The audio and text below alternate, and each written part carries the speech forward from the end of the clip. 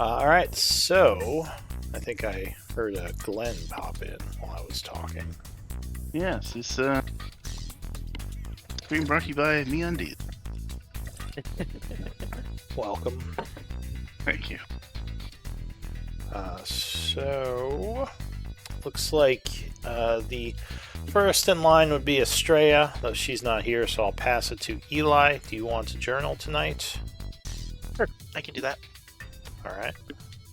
So Eli shall be the story keeper. Get the story point.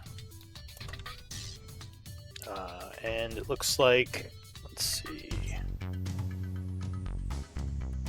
Glenn, you are the previous scribe. She posted today, I see. Yes. So, yeah, sure. If you have a moment to give us a recap of last time, that will be helpful. All right. It was a new morning. We went to meet with Amond. We had discussed it and decided a forward approach was best. I confronted him about the rumor we had heard about his family or someone in his family working with occultists. I looked hard for any subconscious reaction to the news, but there was nothing. In my line of work, you become a good judge of character. Your life depends on it. In my opinion, him and his awkward brother are in the clear. Speaking of his awkward brother, Orin came to greet us. Both brothers seemed to wear a ring with abjuration magic on it. When asked about it, it was some type of ring of shielding. Neat. Orin wanted to deal in essence, and Eamon wanted to get going and clear out a spot underground that may hold cultists. We went with Orin to deal with essences, who can turn down a good deal after all. Orin was interested in pretty much everything we had. The major essences we had from Nessie and Farrago. He was willing to trade magical items for. Oh shit. Things just got real. We talked back and forth, now that magic items were on the table. That woke everyone up.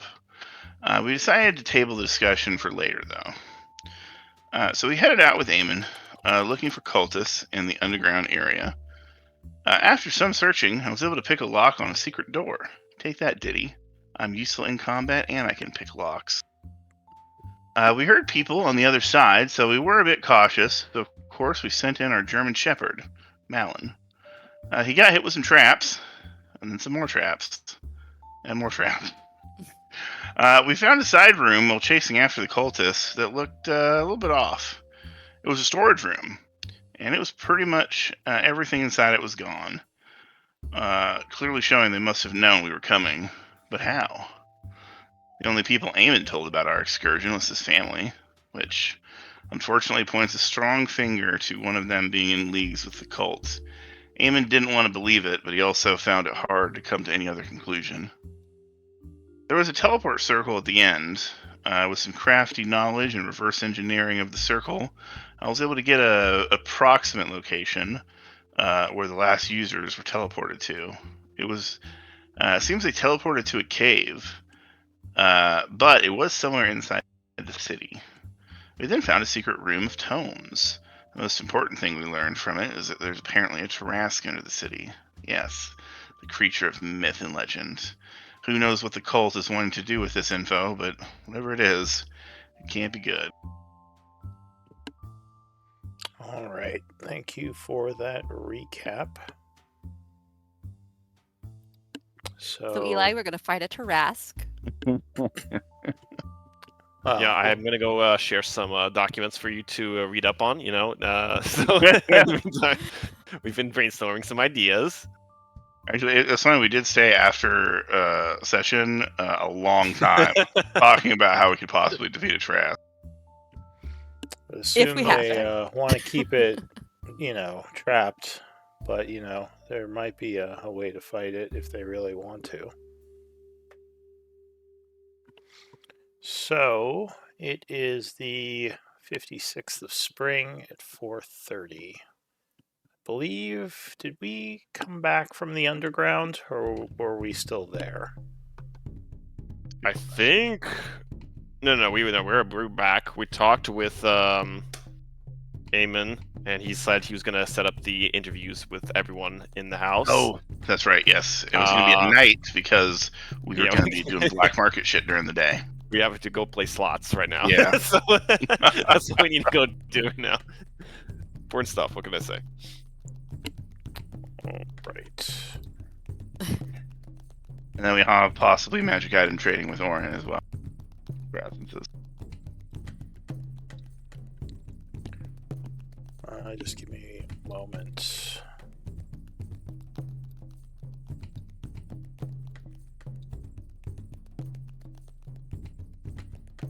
That'll do. Okay. So...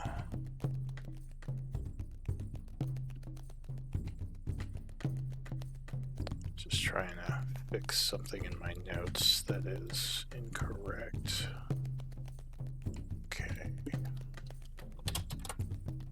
I have too many pages of notes. Alright, there we go. I think that's correct now. Almost. Almost.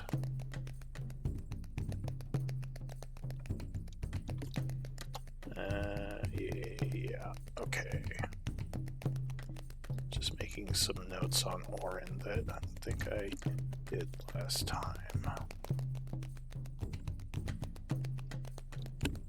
Okay.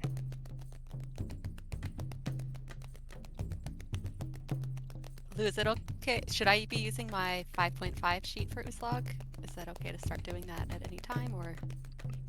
Do you want a story reason to switch over, or is it similar enough that you think? Yeah, I was gonna bring that up because I feel like it, considering where we are and everything, and during with the 5.5, she would take it. Do you have an idea as to why your abilities would change? Yeah, it's definitely something to do with the Raven Queen. But I can talk more about it later, and we can save it for next session if you want. Yeah, I mean... I was thinking maybe like next time we head to the church or something. There could be something there, but... or just random, like, what the fuck? Where'd this come from?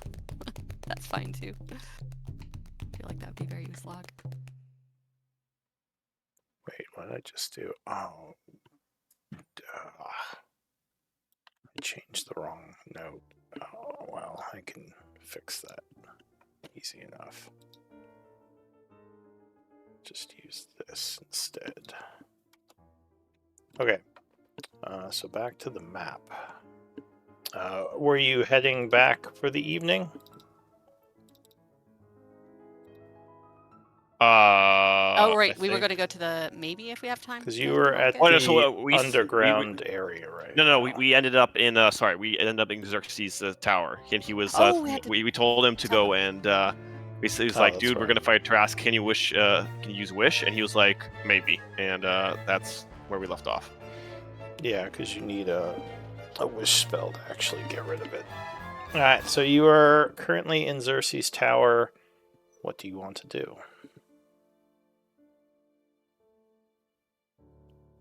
I mean, we could probably crash here for the night, guys, and then go hit the black market up tomorrow.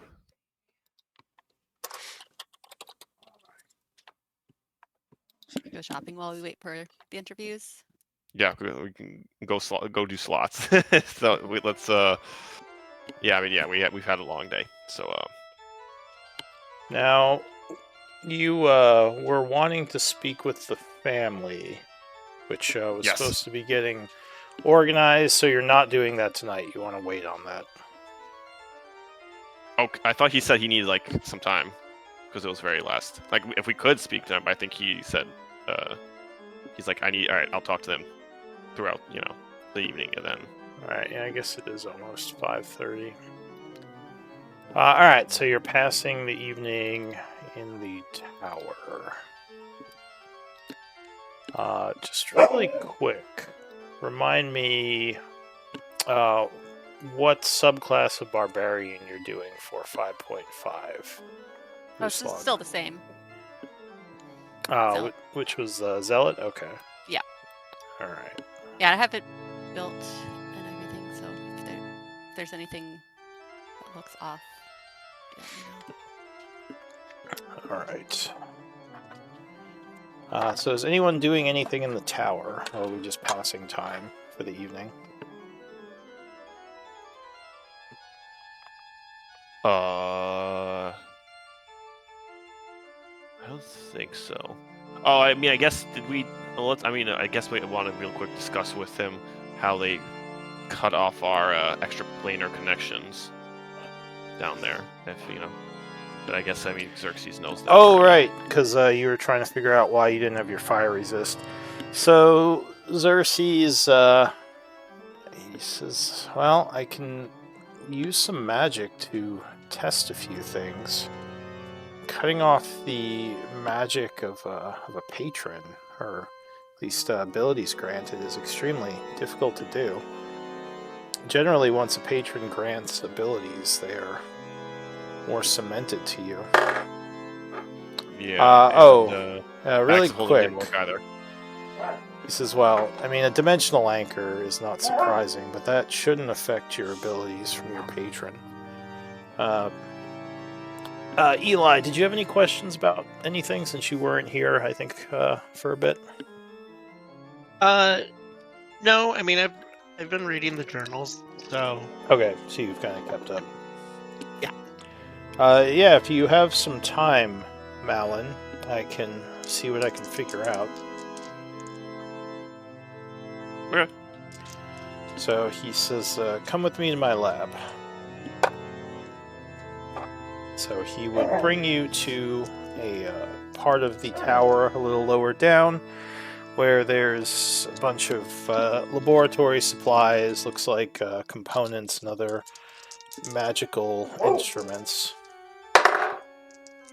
And he tells you to sit on a chair as he brings out some kind of wand and begins to wave it. He says, "Do you know if your abilities have returned since leaving this place?" Yes, I was able to speak with Surtur.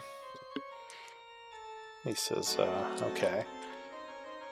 "Well, that's interesting, because I sense something with my magic.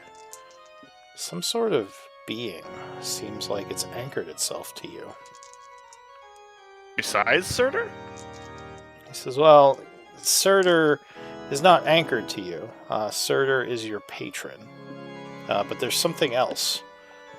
I don't recognize it." Not Surtur, not the whatever other thing that makes me a Zatian. A third thing? He says, apparently, yes. What the hell? What is it? Seems like some sort of spiritual essence. May I test something? Yeah, go ahead. Yeah, please. Please go ahead. So he walks up and puts his hand on your shoulder. Suddenly it feels extremely hot, and you would take 1 point of fire damage. Ow! So yes, it seems that whatever has anchored itself to you is interfering with your ability to be immune to fire. Oh, I still am not immune to fire? Well, looked like you felt the spell I just did. Well, get it off! Get this thing off! What the hell is this? He says, "Well, it's very strange. I have no idea what it is or how I'd get it off, because this seems like more of a religious study, as it seems like some sort of spirit or ghost. I can try to work on a way to detach it from you, but this is not really my area of expertise." How did it get here? I don't know. Do you have any enemies who might attach such a creature to you? I don't know. I have a ton of enemies. I mean, I'm not the most. He says, "Well, when did you first notice you had lost your fire immunity?" When we went into the catacombs and a fireball trap exploded in my face. Says, well, it would help me greatly if I knew more about what attached this to you. Do you want me to ask Surtur for some help? He says, I'm not the biggest fan of dark and chaotic gods, but if you can get help through him, it might help quicker. I can certainly do some research and see if I can figure out a way to detach this thing from you. Alright, bet. Let me get a hold of him real quick. Surtur! Someone's trying to block your connection. Let me check something real quick.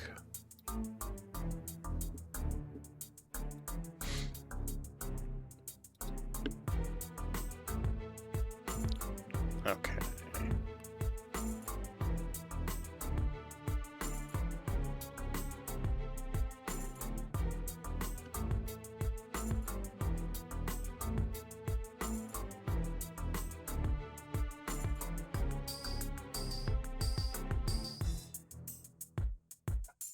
So, you speak to Surtur,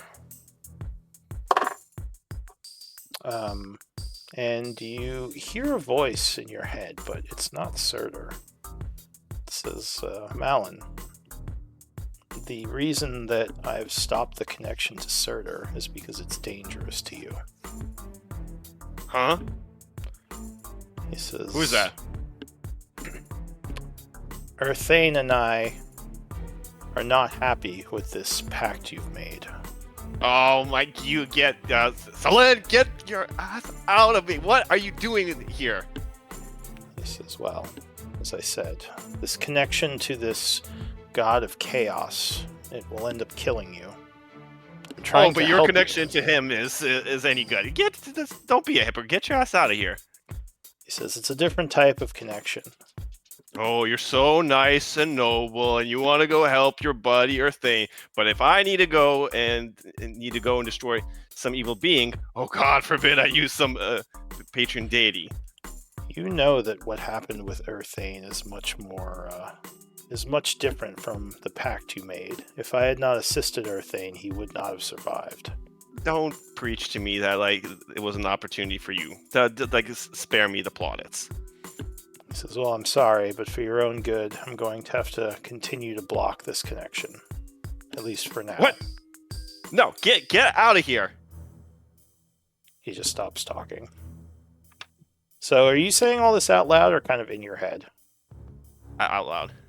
So Xerxes kind of is giving you a look. He says, are you talking to face Surtur? bomb. No, I need to go kill someone. Oh, well, I suppose I have this. Yeah. I have this old elf deity who decided to block my connection to the fire god because he decides, all of a sudden he decides he has a moral compass. And he's doing this for my own good. And I throw up air quotes. I see. Well, it sounds like you have a clue to why this is happening. And if you can capture this Earthane, maybe if I could use magic on him, I could figure out how to rid you of this Selene, you called him? Yes. I'll seems familiar to me. So anyway, that would be one way of breaking this this block that you have. Can I just kill him? Can you kill your are you asking Xerxes? Yeah, if I just go kill the host body that he's using to anchor himself, that should also clear it, right? It could. I don't know exactly how this ghost works. And Selene would say in your head, no, it wouldn't necessarily dislodge me. God damn it. Okay, fine. I'll go drag this bozo here, even if he's kicking, screaming. He says, all right, well, you know where I am. All right. I just storm out like I'm furious. So you're going out of the tower and kind of looking for him? Well, no, I know he's I assume, I don't know. I assume he's at the the island somewhere. The island. So when we go over there, I'm gonna bring that up. But I'm just gonna storm out of the room I was with Xerxes in and just furiously go to my room. All right. So I'll say the rest of you hear Malin stomping through the halls. If anyone wants to do anything about it. I'll go hear the others. Don't think that went as well as he had probably hoped. Probably go check on him. Yeah, I guess I'll follow after him. All right. So Uslag, I guess, would walk up to his door, knocking. Yeah. Who is it? So that went well? No. My connection. I have to go and almost kill someone tomorrow. Oh. Who? It's that. Remember that bozo we met at the library? Oh, His yeah, that guy.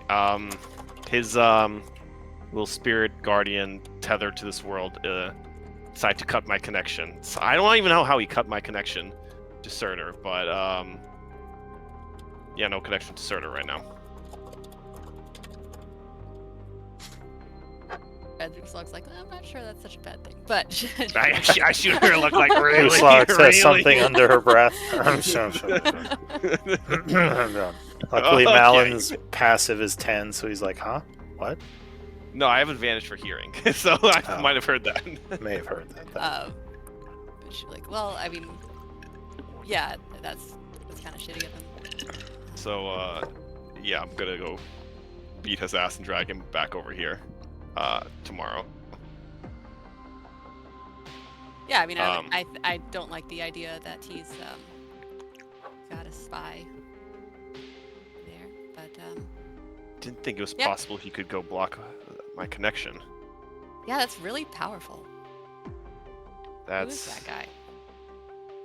I don't know much about that deity.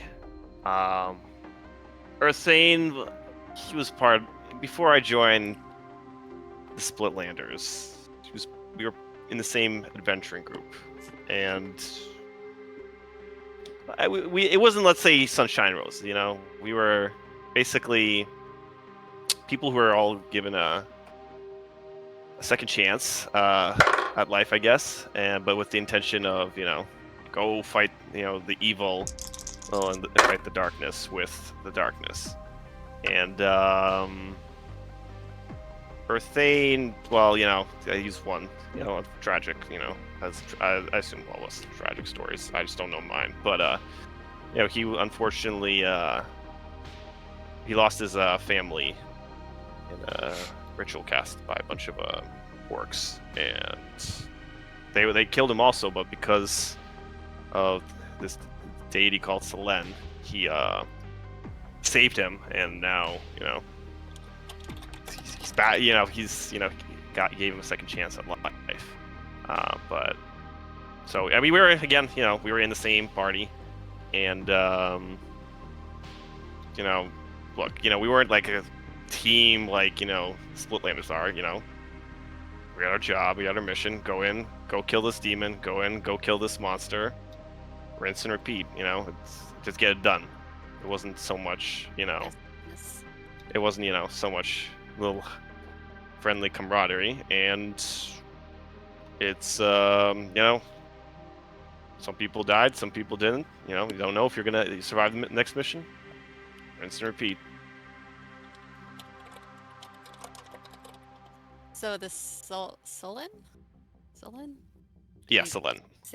Speak to you? Did he say? Yeah, somehow. Yeah, why he he's spoke. Doing that? He said it was a bad idea.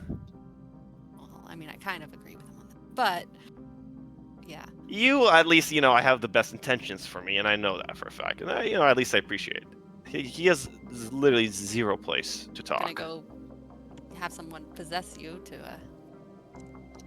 change your mind, but First off, it is still supposed to be my decision, and second off, he went and possessed, Earthane, and everything's all good and roses. But if I want to make a pact with a god, then I literally don't buy it. Like he must be like afraid that this newfound power is going to give me the one up on him. All right. I'm gonna steal. Go ahead. Shock the others, yeah. So I'll steal the camera for a moment. Eli, as you are getting ready to rest, you would hear a knock at the door.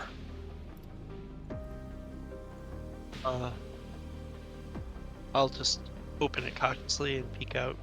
Who is it? So you would see the deep elf Laro there.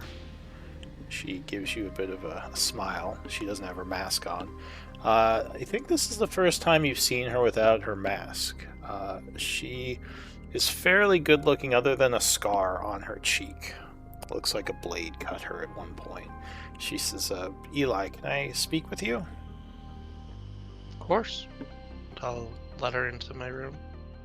So she takes her hood down and says, I was curious if you could help me with something. I was looking to, learn a bit of magic to improve my abilities. She says, I'm very good at covert operations and stealth, and I've always felt like magic could be a way to further improve those abilities.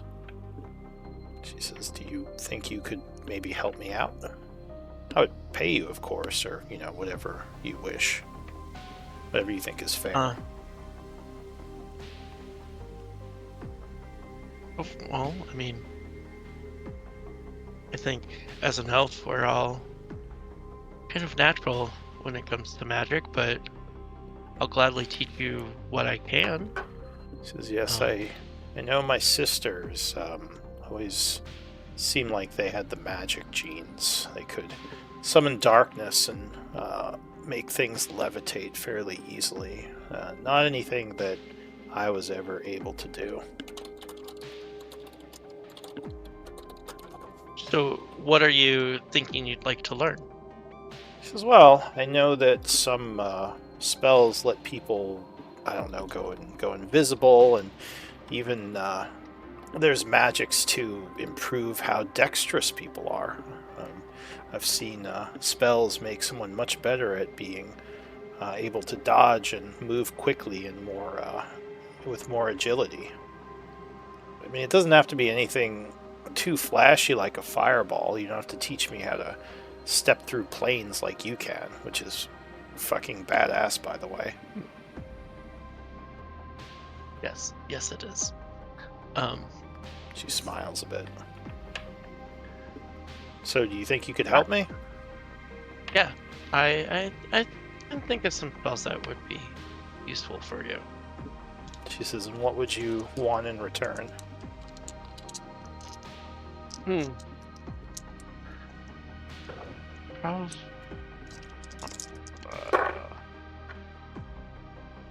If you come across, I'm fond of swords and fond of spells. Come across anything that would be of interest to me, I'd be interested in that. Oh, I wish Glenn was magical there. items? Well, I can keep an eye out for sure. Those can definitely be quite valuable. I know I could probably get you some scrolls. She says, I believe there's someone in the black market who had some. Yeah, I'm always interested in She says, expanding. It might be a little bit easier than finding magical weaponry. Those can be a bit more rare. I'm sure, but it doesn't hurt to keep an eye out for it nonetheless. She says, well, and I wouldn't say no to some magical arrows and a short sword myself. I know they can certainly come in handy. But yeah, if I find something that would be more valuable to you, then I can certainly pass it on. Or I think we can make that work. Oh, thank you. I appreciate that. And as I said, just let me know if there's anything I can do to help with anything you need. It would be my pleasure. Very well. She says, When would you like to start your training? oh, whenever you have some time.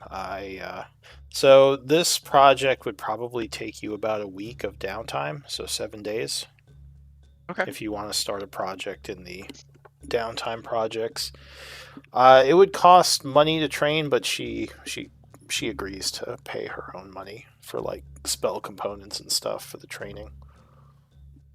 Okay. Yeah, I'll do that. All right, so just let me know when you put a day towards it, and once you hit 7, let me know. Okay. So she thanks you and says, "Excellent. I mean, I've seen what you guys can do, and it's pretty amazing. I mean, I thought I was pretty talented, but yeah, you all are definitely up there. So hopefully with some training, I can catch up a little." And you would know she's about level 7. So she is definitely much lower than the rest of you. Raldo's level 10. And you can train NPCs up to the group's level, which I think is 15. You just need someone like she's trying to take levels in magic user / wizard. So you just need someone who can teach them whatever they're trying to learn. Or you can use your camp once you have. Do you have a camp? Yes, sort of. It's currently inaccessible. Sort of. Oh, right, because they're in the plane. you didn't bring them with you. So yeah, if you have a camp, you can also use your camp. One of the options is to train your NPCs. Similar thing. It takes 7 days to get them a level. She just nods and says, "All right. Well, thank you. Very well. Have a good evening." You as well. All right, so anyone else want to do anything, just let me know. Otherwise, time is passing. I wish Glenn was there. I wish me and Glenn were there. That would have been, we'd made some comments. Uh-oh. You'll never know what happened. None of you. I'm just going skulking around, like, you know. Business.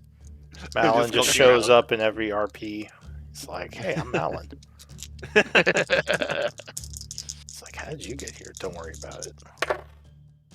Alright, so the evening is passing. We'll say it is now the 57th of spring. Xerxes would have provided you sustenance in the tower, so you don't have to worry about eating. So it's the 57th of spring at 8 a.m. You all awaken refreshed and feeling actually better than you were expecting. Xerxes gave you magical blessings during your rest, and you all have 5 extra HP. Oh, basically nice. Basically the 8 spell on everyone. So what do you want to do? I know we said we wanted to do slots, but I need to go absolutely. And I need to fight go, something. I need to go get everything. What are you just gonna start stabbing him in the middle of the island? You think that's a good idea? I'm just gonna grab him and drag him. I can get behind that. You want me to put him in a headlock? Wait, how dangerous is this guy? Boulder Bottom says.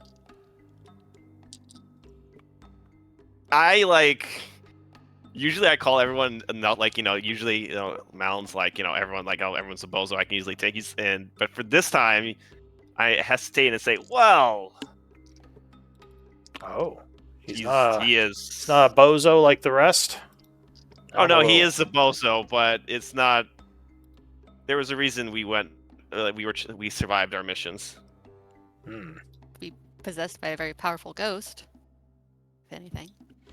So is he possessed, or is this ghost working for him? Like, what's the deal? It's I don't know much about but it's best I can gather is a complicated relationship between the two of them. Well, why don't we just have Glenn talk him into getting the ghost off you or something? He points at Glenn.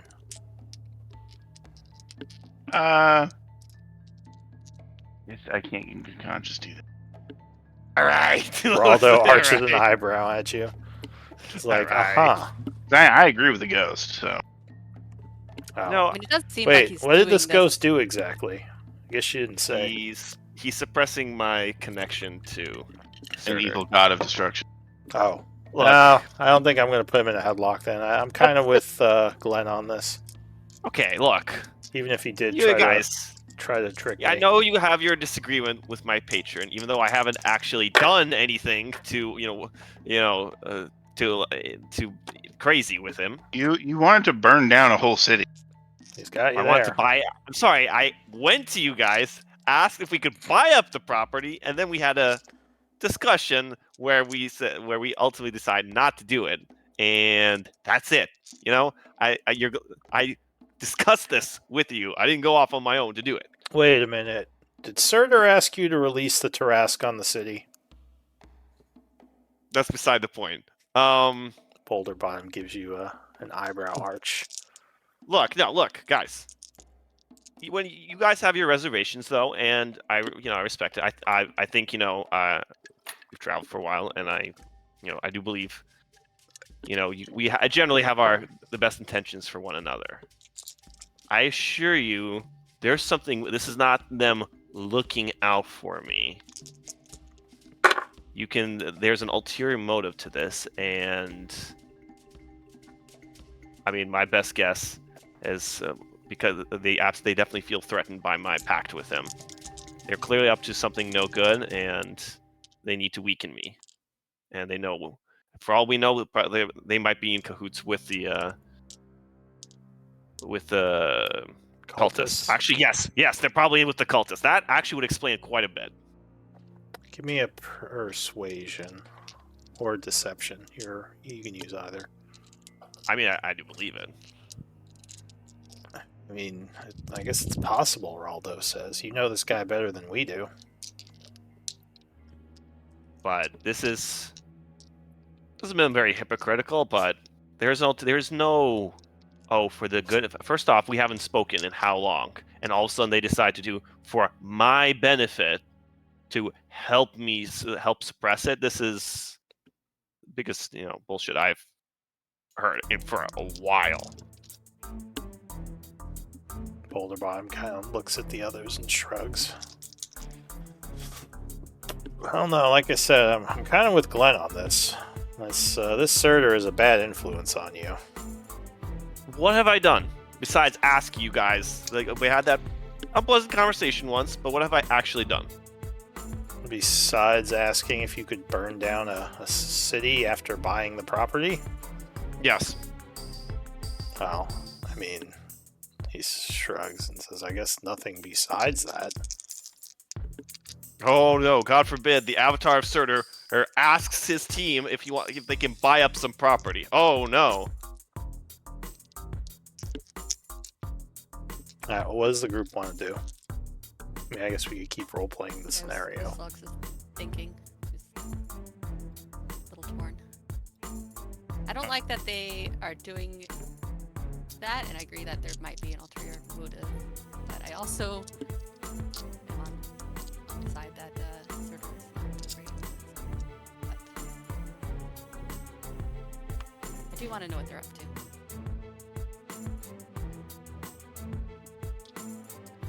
Well, I suppose we can go see them whenever our meeting is scheduled, but we will be speaking to them today.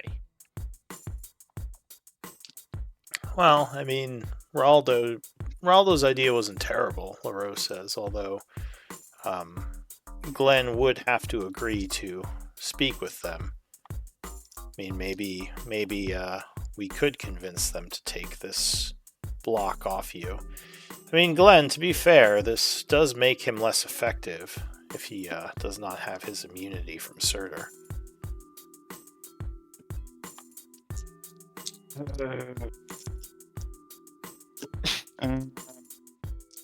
I can't hear you. But like, He's groaning. yeah. Black market. Fine. Look, you have him meet us at the black market, and I will talk to him. We have to go.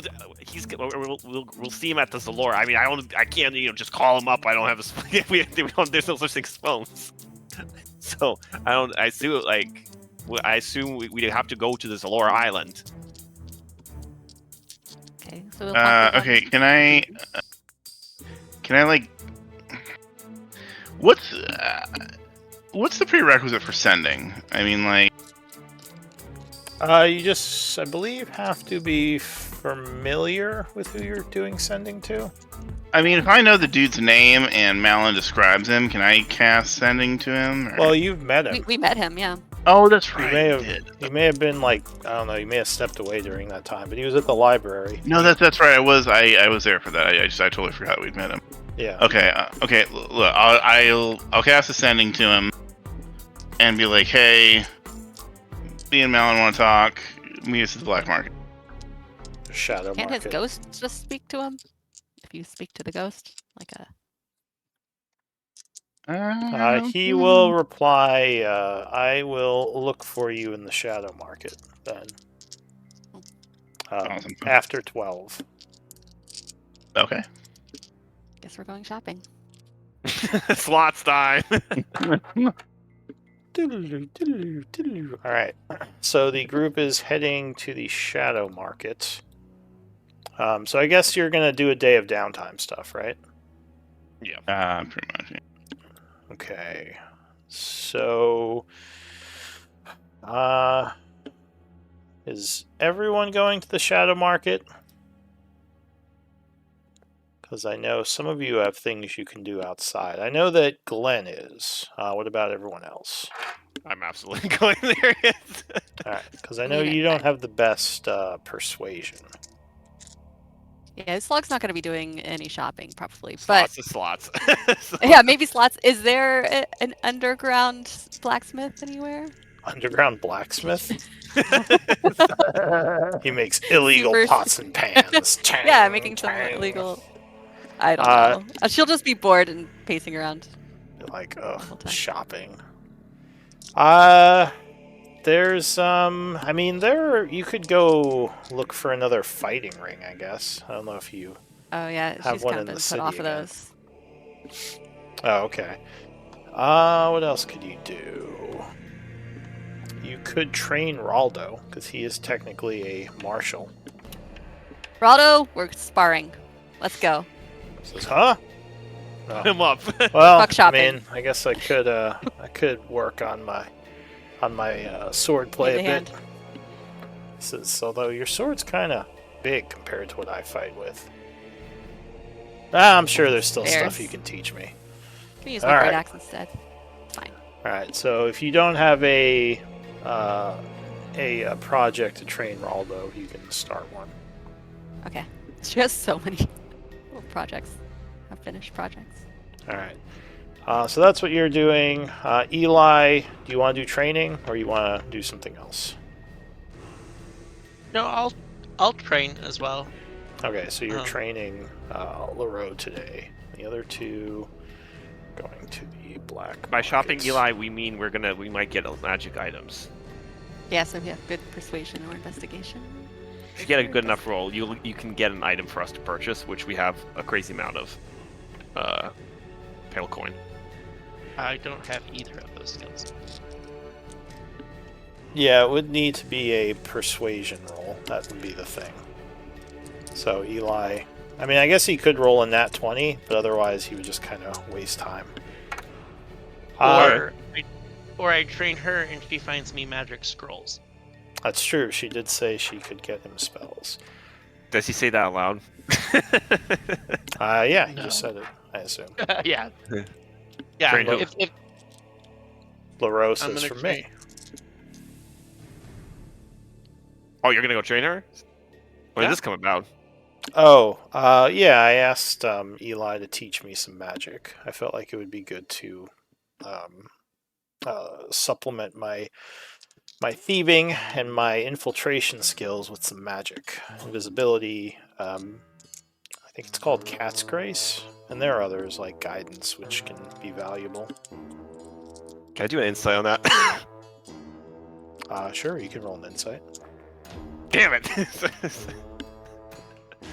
Yeah, no, I mean, seems like Seems legit. seems like it makes sense. Seems legit. So, I go like me and Glenn were just like kind of very strong disagreement. I go over to him, like I do like the classic stroke chin, like even though I don't have a beard, and I nudge him like, are you thinking what I'm thinking? Maybe. Yeah, we just go. And that's it. That's all. Yeah, that's arches an eyebrow at you two and says, "Can I help you two? What are you doing?" no, nothing. No, we don't need any help. We're good. We're good. I'm curious what that means. But No, nothing. No. all right, so let's do some downtime. Hopefully, Taras doesn't get released today. That would be like I have no searcher, and the Taras goes. I'm like, guys, well, I'm It's good. like in the market. Oh no, Godzilla! My slots. Oh crap! My slots. No. He's early. All right. So I guess let me roll a few things as the day is passing. If you want the camera at any time, just let me know. I think at some point we just gotta. Yeah, we have to make our rolls, and we'll talk with Earthane. Okay. 8 hours. Oh, you would have to pay 100 pale coin each if you're both making rolls. Yeah. Since there's no Miri, I will go into the. To the Splitlander Uslog's bank. Got some. Oh, Uslog's got the money. All right. Not all of it. We split it up, I think, but Oh, you have it? Okay. I have some. Okay, well I'll pull it from like. What is it in Yeah, your if inventory or your bag? Bag of holding. Okay. There's Yeah, I some, will- and then I think you all split it up. Like some of you were carrying bars and stuff. Remember, the Yeah. stuff in the camp is not accessible right now because Yeah, you have a bag lot of- of gold in there as Oh, well. if Bag Malon's of holding coming, or individual. Yeah. if Malon's coming with me, can he carry like the magic items that we have for trade as well? Sure. Oh wait, I mean it's in the bag of holding. Can you give me the bag of holding? Slug? I mean that's. Uh-oh. Hey. I don't care. What am I gonna do with the bag of holding? Like. Yeah, I mean, I don't have any like personal stuff in there, so. It's like Uslog's giving you a credit card. It's like, Okay. So who's just it's just me and Glenn, I guess. yeah, sounds Oh, like it. take the. She'll shove. If you all need to trade some things, she'll hand you a really heavy great axe +2, and what else is there? I think there was something else. Just an extra, little bit of extra coin if you need it. Yep. All right. For now. So both of you spend 100 pale coin, and I'll start with Glenn. Glenn, give me a persuasion. Now I gotta pull out that sheet with the. Wait, what item are you looking for? Oh, flame tongue, right? Well, it's random what you find depending on how well you roll. Oh, I thought it was. No. Did you make the roll or not for your item? Well, for Glenn's item, that was like a special case because they knew someone who was selling it that day. Oh, okay. But otherwise, it's just kind of looking for random stuff. Oh, I thought we got to pick. Yeah, that's what I was. Not every roll. Okay. That was Oh, man, like I'm that was losing kind of my- like a bonus thing. Okay. I've been spending like the last 30 minutes trying to figure out, okay, what magic item do I actually want? Because maybe I don't want flame tongue. Because I'm trying to see what my bill's going. This really is Yeah. slots, isn't it? There isn't Okay. like a guy who's just like, look at all these magical weapons, and he like unfurls his thing, and there's just like I thought last time we had to do flame like an tongue +3. investigation. I'll take that. Didn't we have to like do an investigation? Yeah, Awesome. last time I had kind of specialty rules because Okay. I said because you were kind of the first time here and you had some allies and they knew of something that you might like. So Okay, that makes sense. Well, black market's not as cool as I thought, but still, we could end up with some good stuff. Persuasion. 30. okay, Yeah, no problem. Just a 30. Yeah, yeah. all right, hang on. Not even a crit. Brag. All right, hang on. Buying Legendary? a magical item. Persuasion total 30. What does it say? Table F. Like- hang on. Maybe like a staff of striking, or like a staff of thunder and lightning. Those would be good too. Can I just look up table F? Oh yeah, I can. Nice. Magical Man, items, table F. These are Man, I old wanna switch. rules. I want to switch over to the new stuff. Like, I didn't realize there were some new spells that make Valor Bard like fucking super awesome. I'm super excited. Wait, where's table F? Oh, here we go. Oh, G table F. H F. All right, give me a Wonder. D100 roll, please. Okay. Yeah. You want to go under L for legendary? Okay.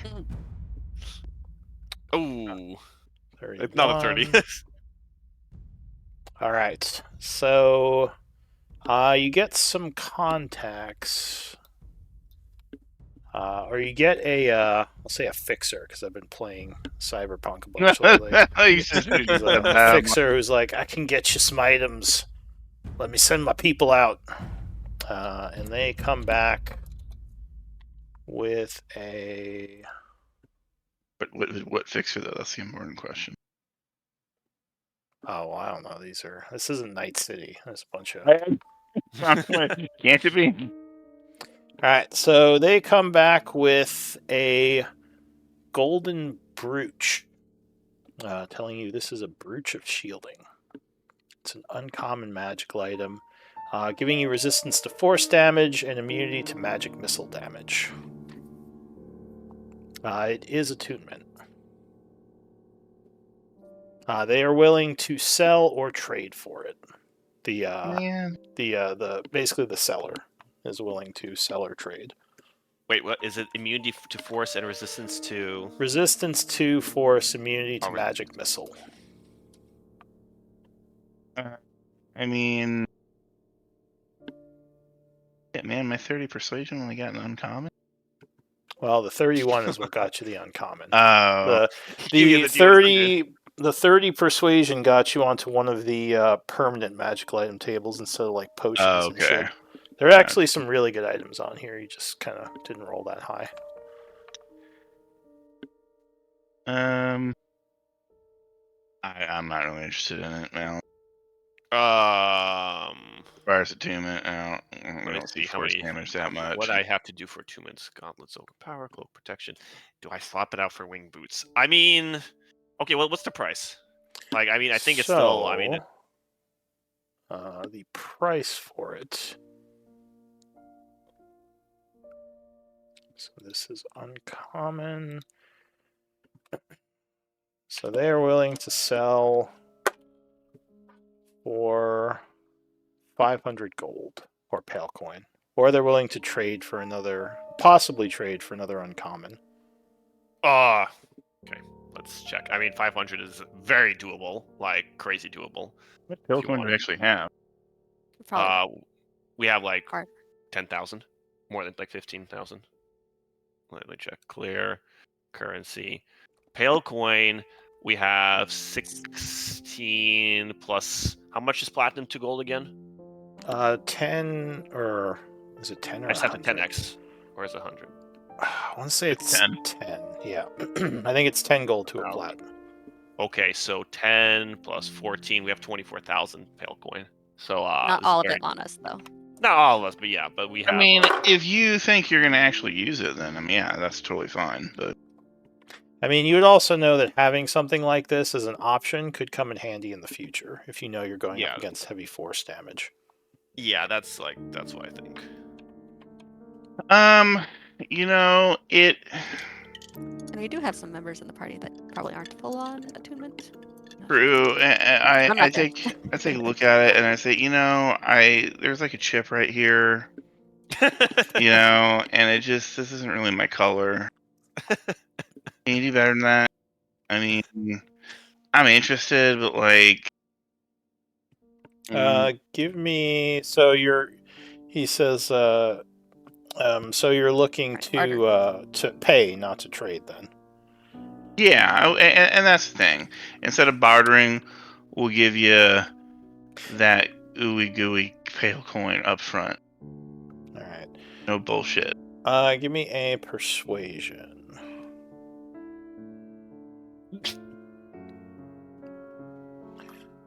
He says, I'd have to speak with the seller, but it's likely he'd be willing to negotiate. Let me come back. What's your offer for it?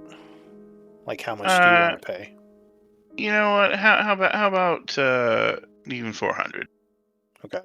So he heads out, and I'm gonna. Do any of you want the camera for RP with your people you're training? It sounds like no. Okay. Nope. So he heads out, out of you. and while he is gone. Oh, actually, before that, give me a roll for your attempt, Malin. If you were using persuasion. Can I use my inspiration? No, not for Damn. downtime stuff. If I see Malin going off, can I give him some words of encouragement?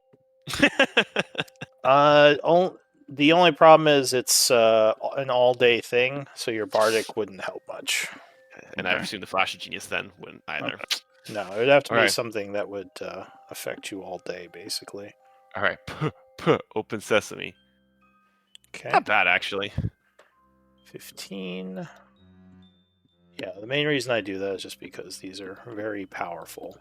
Yeah, that would. Like, if you can roll Sure. stupidly high. Get a here's a potion that somebody peed in. That's what your 15 get. Well, you know. All right, table C. Damn. It was not the table that. Yeah, I'm going from table to F.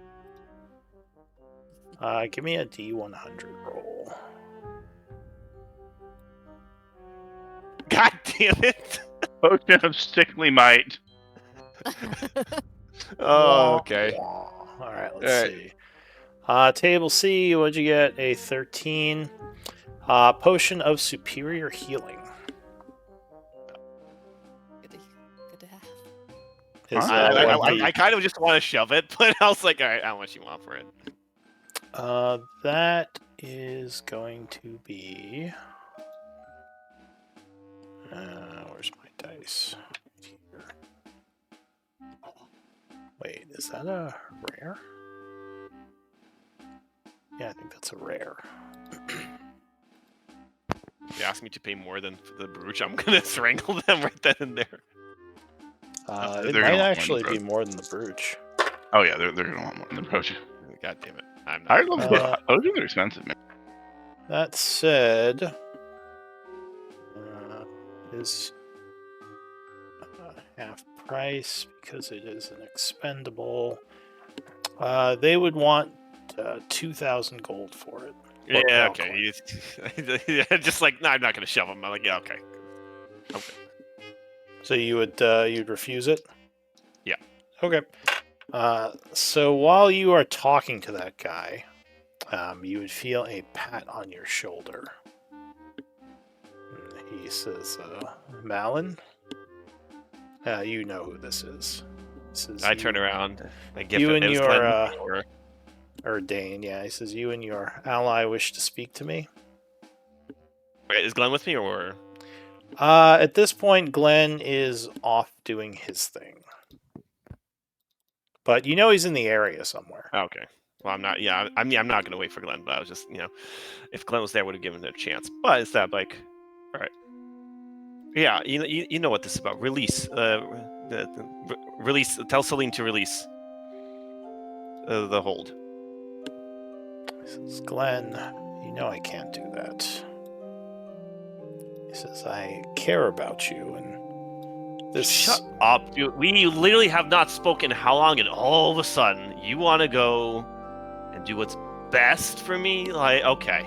He says, Like... apparently in all that time, you forgot the dangers of attaching yourself to evil creatures. If that isn't That's rich coming from you. He says, you know Selene is not evil. Are you really going to tell me he doesn't have any ulterior motives? Really? He says, he saved my life. I owe him. And as far as I can tell, he has no ulterior motives now. He says, is that why you wish to speak with me? Yes. How did you even find out about the connection? Because I talked to him. He says, why would Selene reveal himself? Because And I was I'll poking say, around. well, he kind of said that under his breath. Oh, yeah, you got super hearing, though. So I'll say at this point, Glenn, you would kind of be coming through the area and see this talk happening. What do you want to do? Okay. Well, do I want to intervene? And you would notice Glenn as well, Malin. No shit. Well, Oh, hey, hi. How you doing? As you like Trey, you see him as he like tries to duck behind somebody. Oh, hey, what's the? Hey, man. How's your shopping? Thane would say, is this why you wish to speak, Glenn, to talk about my disrupting his connection? Yeah. I mean, look, I don't really like it, but it's really getting in the way of him being a nice human shield. Give me a persuasion.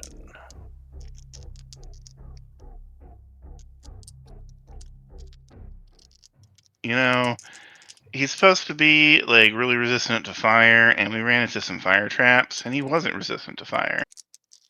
So, I mean, I get that you want to save his soul and everything, and make sure in the long run he's not corrupted, but in the short term, he's kind of stupid, and he runs into shit, as you probably well know, and it's gonna get him killed. So, you can't save his soul if he's dead. So maybe you should go about this another way. I assume, being a bard, you're familiar with charm magic. He nods. Oh yeah. He says, do you know how susceptible this idiot is to charm magic? hey, I'm right here. He says he has attacked and almost killed people because of charm spells. And this Surtur connection is way more serious than any charm spell, as it could have long-term connection, could do long-term changes to him if it becomes more solid. You know Selid's ability to sense such magics. He looks to Malin. He says, while it's true we've always been rivals, I know that you wouldn't want to do anything that... you wouldn't want to lose control and do anything you'd regret. Or at least, I think that's the case. Yes, but you of all people should know that in our line of work, sometimes you need to take risks to achieve certain results. Give me a persuasion check. Can I give him disadvantage? Like countering? I don't know if you have an ability to give him disadvantage, do you? No, but I'm just saying that, like, can I counter his point? Well, I mean, you could, I guess, make an argument now against what Malin just said. Okay. And so the way I kind of do persuasion a lot of times is I'll have a conversation ongoing and kind of take into account the different roles and the arguments made. So if you want to put something now against Malin, that would... Yeah, because Glenn will say, okay then, Malin, how about it? Do you want to risk my life? I give him like a weird look. What are you doing, bro? Well, no, yeah, what are you doing, bro? And like, what? Our jobs are we literally put each other are at risk all the time with what we do. What? I know, but I choose to put myself at risk because I believe in what we're doing. But do you want to put my life in extra risk because you might not be able to control Surtur one day? We literally, and how many times have I gone and saved your life and tanked a bullet for you, literally? Go ahead, make a persuasion, Glenn. Okay. Counter And how many persuasion. times have I put all the enemies to sleep so they wouldn't gangbang you? Not that I needed it, but that's the point of the team dynamic. Earthane says, listen, I maybe I was rash, and maybe I should have asked first. If you really wish me to remove this, I will, but I warn you, it's very dangerous to both you and your friends. And now that I've kind of explained more to Glenn why it's dangerous, I think he also realizes it. But it was wrong of me to not gain your consent. So, if you wish, I will recall. What's my ghost name? Felon. I will recall Selin, and the link will be restored. Yes. Yeah. For decisions about my body, I would like to have my choice. He just kind of nods and says, well, that's fair. He says, just be careful. And he'll kind of just gesture as you feel sort of strange, and you would see this strange energy kind of come off you and reattach itself to Earthane. A couple of people in the area are a little weary of what's going on now. Remember, Alan, you always have the choice to... I can't. I can't. He says, if you change your mind, I'll be on the island for the time being.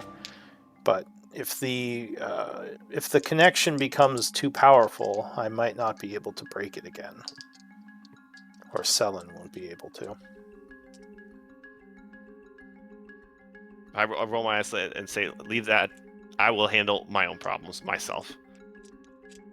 Nods.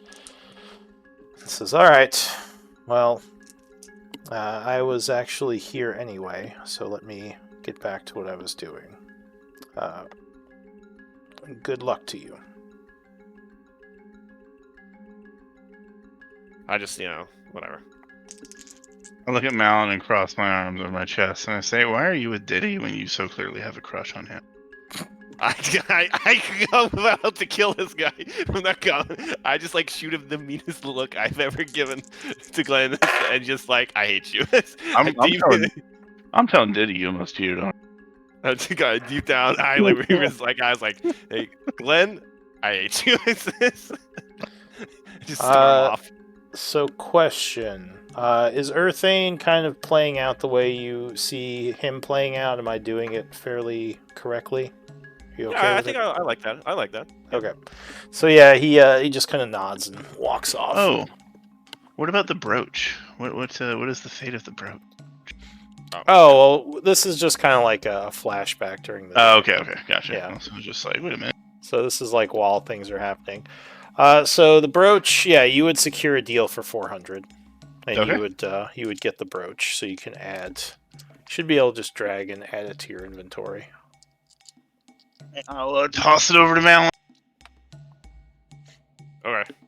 Let me subtract the amount. 400, right? Okay, so let's... 400 pale coin, yes. Yep. Alright, Okay. so that's you guys for the day. Oh, excuse me. Just burped. So that's you guys for the day. So named magic items we have to search for is things just a +1 weapon easier to find, or no, same thing? So I'll say if you're looking for lower level magic items like a +1, those you can probably just find, as long as it's an uncommon weapon. It would be the 100 gold to get in touch with the contact, but I'll say for that you can just say you spend the data to pick one of those up. Okay. If you're looking for something like that. Would I know what the cost is already, or would I have spent another day doing that? It would depend on the broker.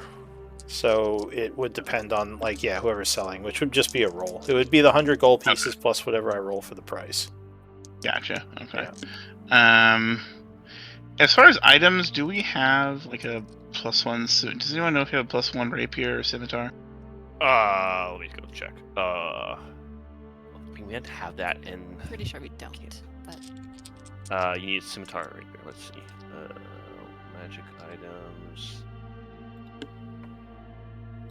I don't think we do. We have, let's see, +1 longsword, dagger, battle axe, short sword, warhammer, shield, blade, half, light, crossbow. No, we don't have a short sword. Or no, wait, it needs to be a scimitar. Because it needs to have the Nick property. We have 2 +1 short swords. you can't. Yeah, most of the stuff is at camp actually, so we can't even trade this. So. Okay. Well, because it's not even something I need. Oh yeah, we also, Eli, for your reference, we gave you a scroll of fireball. So Eli, I'm gonna cut to you.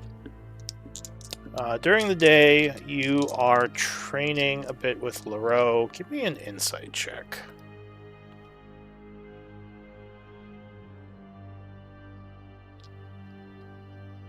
Oh, all right. Okay. Never mind. Never mind. If only me and Glenn were there. We've only, like, we were just like about to, like, you know, like, we were cursing each other out, and we're like immediately we're like, God damn it. She's good. I mean, listen, she's sneaky. She's, you know, what can I say? She's sneaky. All right. So, but yeah, you do train with her. At the end of the day, she would say, this isn't for the whole training, but I did want to give you this because I had it anyway, and I don't think it's of much use to me. She gives you a magic missile scroll, level 1 spell. Okay. She says, I'll have a better one for you at the end of the week, but this is just something I kind of had. So, thank you for the training today. It was very insightful, even if I couldn't get the stupid spell focuses to work. You'll get there. She says, oh, I wish I had as much confidence. This feels like my sister's all over again. All right. So it is around 4 o'clock when you all finish your projects. And I assume just meet up. Where would you meet up? On the island or at, like, Xerxes Tower? Yeah, I think we go meet up at, like, the island, like our house at the island, and then it's time for interviews. Yeah. So we'll say later on in the day, around, say 5, about an hour after you finish, you all meet on the Zero? I think Zero Island.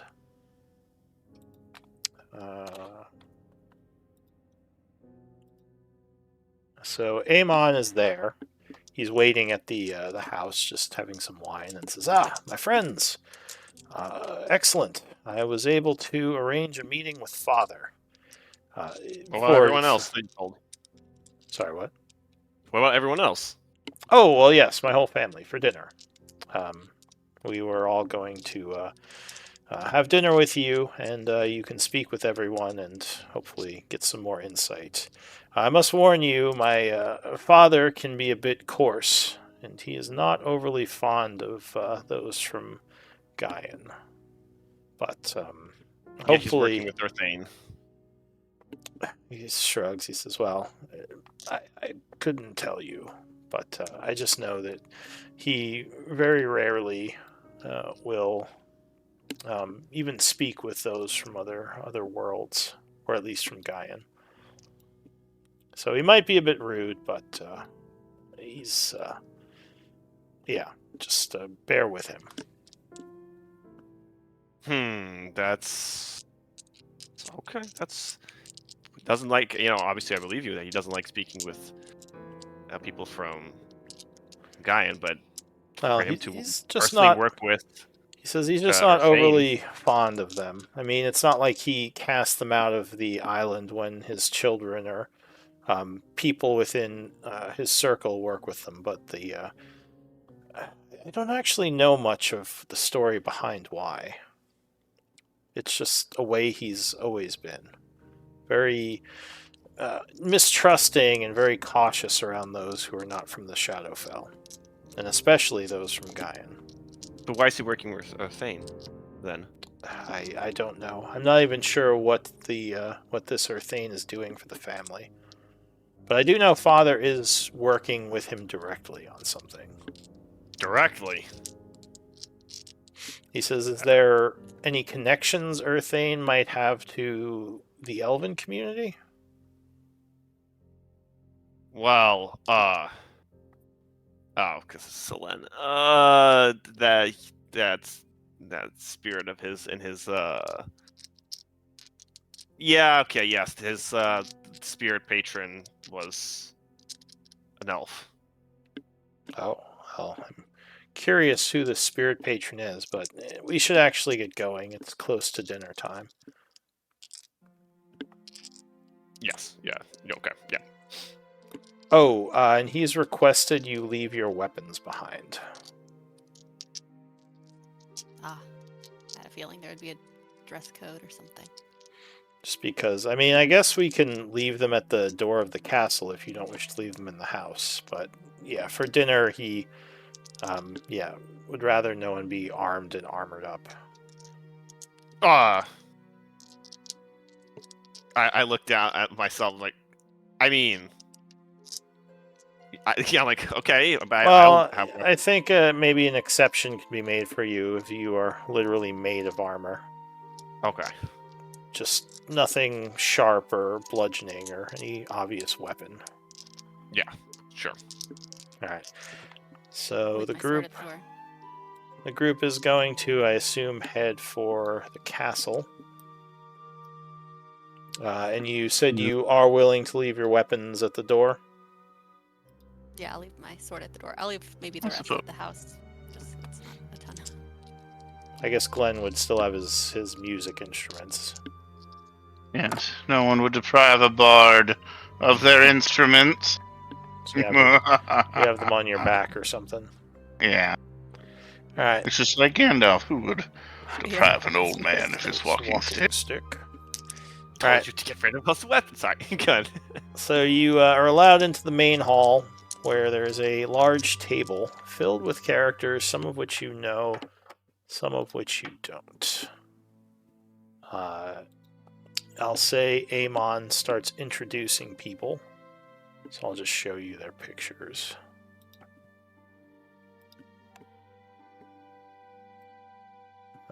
So there's Cortrell. You already know. Well, you don't know Garrick. So there's Garrick, who is the father at the head of the table. He just kind of gives you a polite nod. There's... you know Orin, who's sitting off to the side. He also gives you a nod as his brother points him out. You remember Ustrelli, who you met within the servants' quarters. She smiles and very politely says, it's good to see you all again.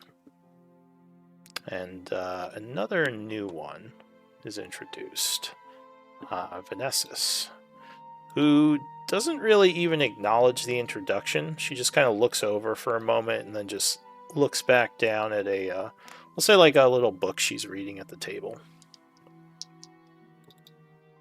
You would recognize it, Eli, as a very advanced Arcanum book. Oh. Basically arcane studies and theory. Not as much spells themselves, but the theory behind a lot of magic. Which some arcanists feel is not as valuable, but some are really into theory of magic and how it works and how it can be manipulated. So there's this table full of Zalora, including Amon, who of course brought you here. And Is this everyone that you told about that you mentioned before we had our little adventure? Garrick says, yes, these are the people who were at dinner last night. So I what mean, I was I... whispering to Amon. Or did he like interject when I whispered to Amon, and he spoke over me? Oh, or... did you whisper? I thought you just asked him. Well, no, I went to like Amon. I was like, I'm whispering to the side. I was like, Oh, did you? he everyone? says, yes, this is the whole family who I eat with every night. And Garrick And says, you didn't tell anyone else about the. Garrick our would say, little fun. please, everyone, have a seat. As he kind of waits for you all to sit down, looking a little impatient. Okay. Sit down. So a course of food comes out, let's say like soups and like a first course. The family begins to eat. Garrick looks over to Glenn and says, I've heard much about your music, Glenn. It seems you're the talk of the town with some of your performances. Oh, well, you flatter me. I'm glad word of my performances has spread. That means people must have enjoyed them. He says, Or really hated them. Well, no, everything I've heard is quite good. He says, I would possibly be interested to hear you play later. He says, it's been a while since I've had a talented musician on the island. He says, we have some, but no one near the caliber of your talents, at least from what I've heard. Hopefully you won't disappoint. Well, I don't know if there is any entertainment planned already, but I definitely wouldn't mind playing for the family, if that's something that you would all want. He says, indeed. We should talk about it. Also, I was curious how you all got here. None of you strike me as master arcanists. I look over at Eli. Well, he is unassuming and looks a little bit like a loser, but he pats Eli's shoulder. This would be our master arcanist that plane shifted us here. He kind of looks you over a bit. What type of elf are you again? High elf.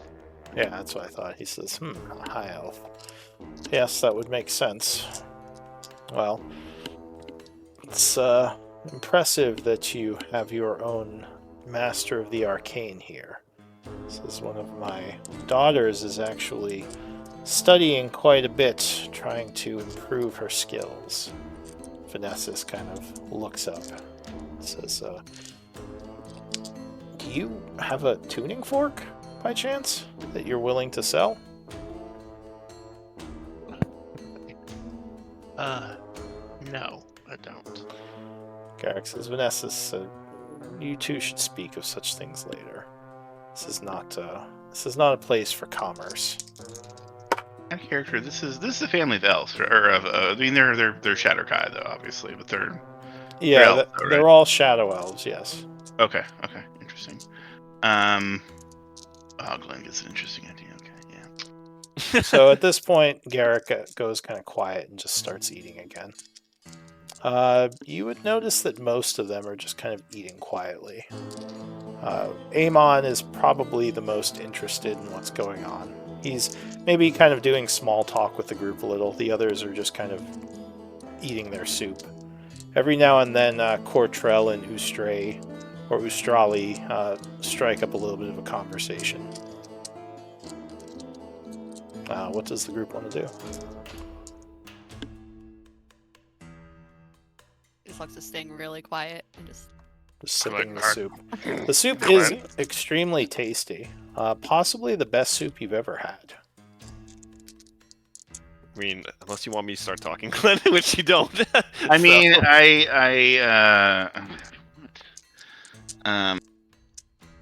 man, we didn't put telepathic bond up, did we? Oh, that's right, we didn't. Oh, oops. Everyone looks at Eli. Did you ask for it? Eli! We just look at him. We just look at him. Yeah, we're just like, God damn it, Eli. Eli just throws the soup. He's like, screw this. I'm out of here. Right. Just teleports out of the room. He Like, I'm done. stands up, Plane snaps. shifts back. It's like show off. No. Plane shifts. He's going back to the capital. Screw this. Screw you guys. Alright, so what are you guys actually doing? And okay, I'm gonna. It doesn't seem like Garrick is broaching the subject of the traitor. So you're wondering if Amon told him what this was going to be about, or either that, or maybe he's like just not bringing it up for whatever reason. Okay, so Glenn's gonna keep a close eye on everyone but Eamon and Orin. He's gonna try and like keep his eyes on them, and he's gonna. So Garrick, he's the father, right? Okay. So Garrick, did Eamon tell you about our excursion under the city? He says, I heard the plans for said excursion. I did not hear anything about the result. Did it go well? It did. I mean, we were able to flush out some cultists, but unfortunately, we found a teleport circle at the end, and they simply scurried away to another cave within the city walls. Did you tell the priests about this? Have they taken control of the area? Out of character, we didn't do that, did we? No. Actually, I thought you guys did for some reason. Say that again? Like, tell the priests of the Raven Queen, the church, basically. We didn't get around to it, actually. Oh, okay. Right, So we not went yet. to tell Xerxes, but not the church yet. Yeah. And he says, I would suggest you inform the church just to make sure they can scrub the area down and make it safe so that the cultists don't return. Possibly collect any valuables that were left behind so the cultists cannot reclaim We them. would have found those. That's a good idea. The issue is, we ran into a bit of a, I'd say an unfortunate situation. There really wasn't much valuables left behind. I mean, honestly, I think they knew we were coming. I mean, based on some of the storerooms we found, there was a lot of stuff there. They would have needed more than just, running ahead of us, hearing us coming to empty all of it out. Give me a persuasion. I'm also watching people's faces, see if they... He kind of puts his spoon down but doesn't look up. He says, I assume you're leading up to a point you're about to make. Miles, yes. Sorry about that. I am a bard after all. I'd like to take the long way home.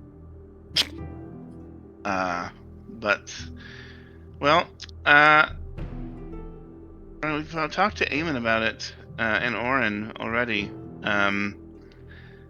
We heard an unsettling rumor that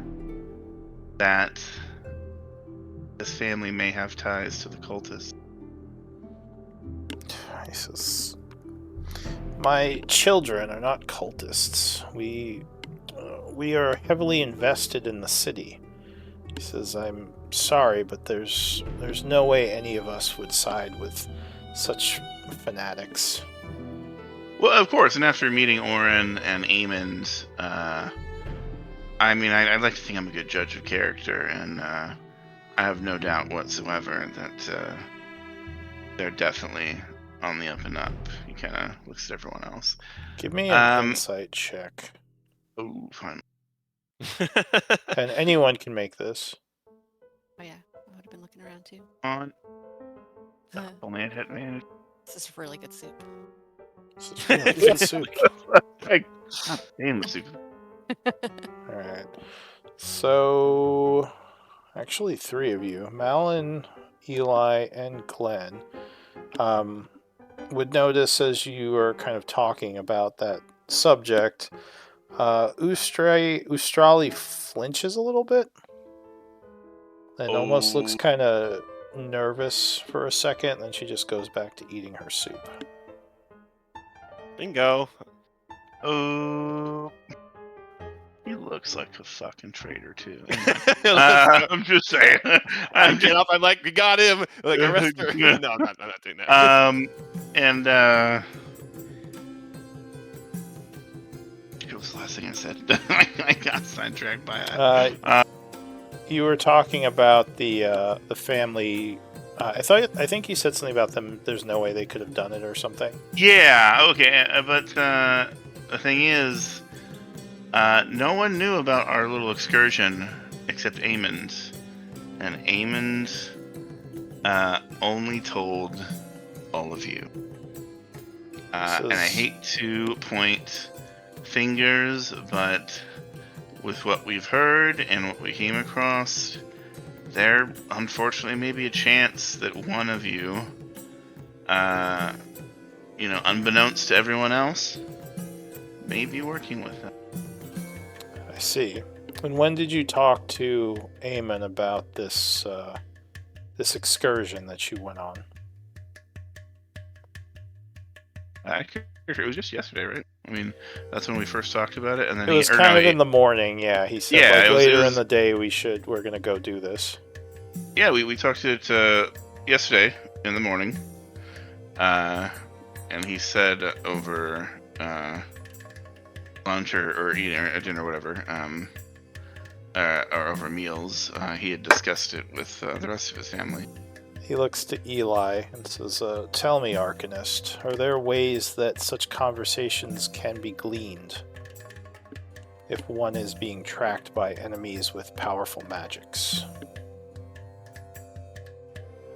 Powerful magics is... if there's anything possible. But... He says, "And is your group protected from such scrying energies?"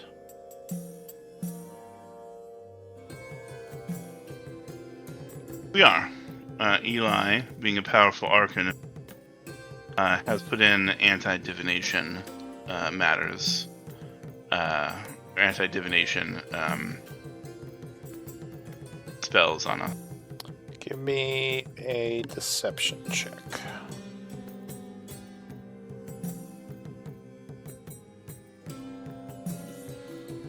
He says, spells.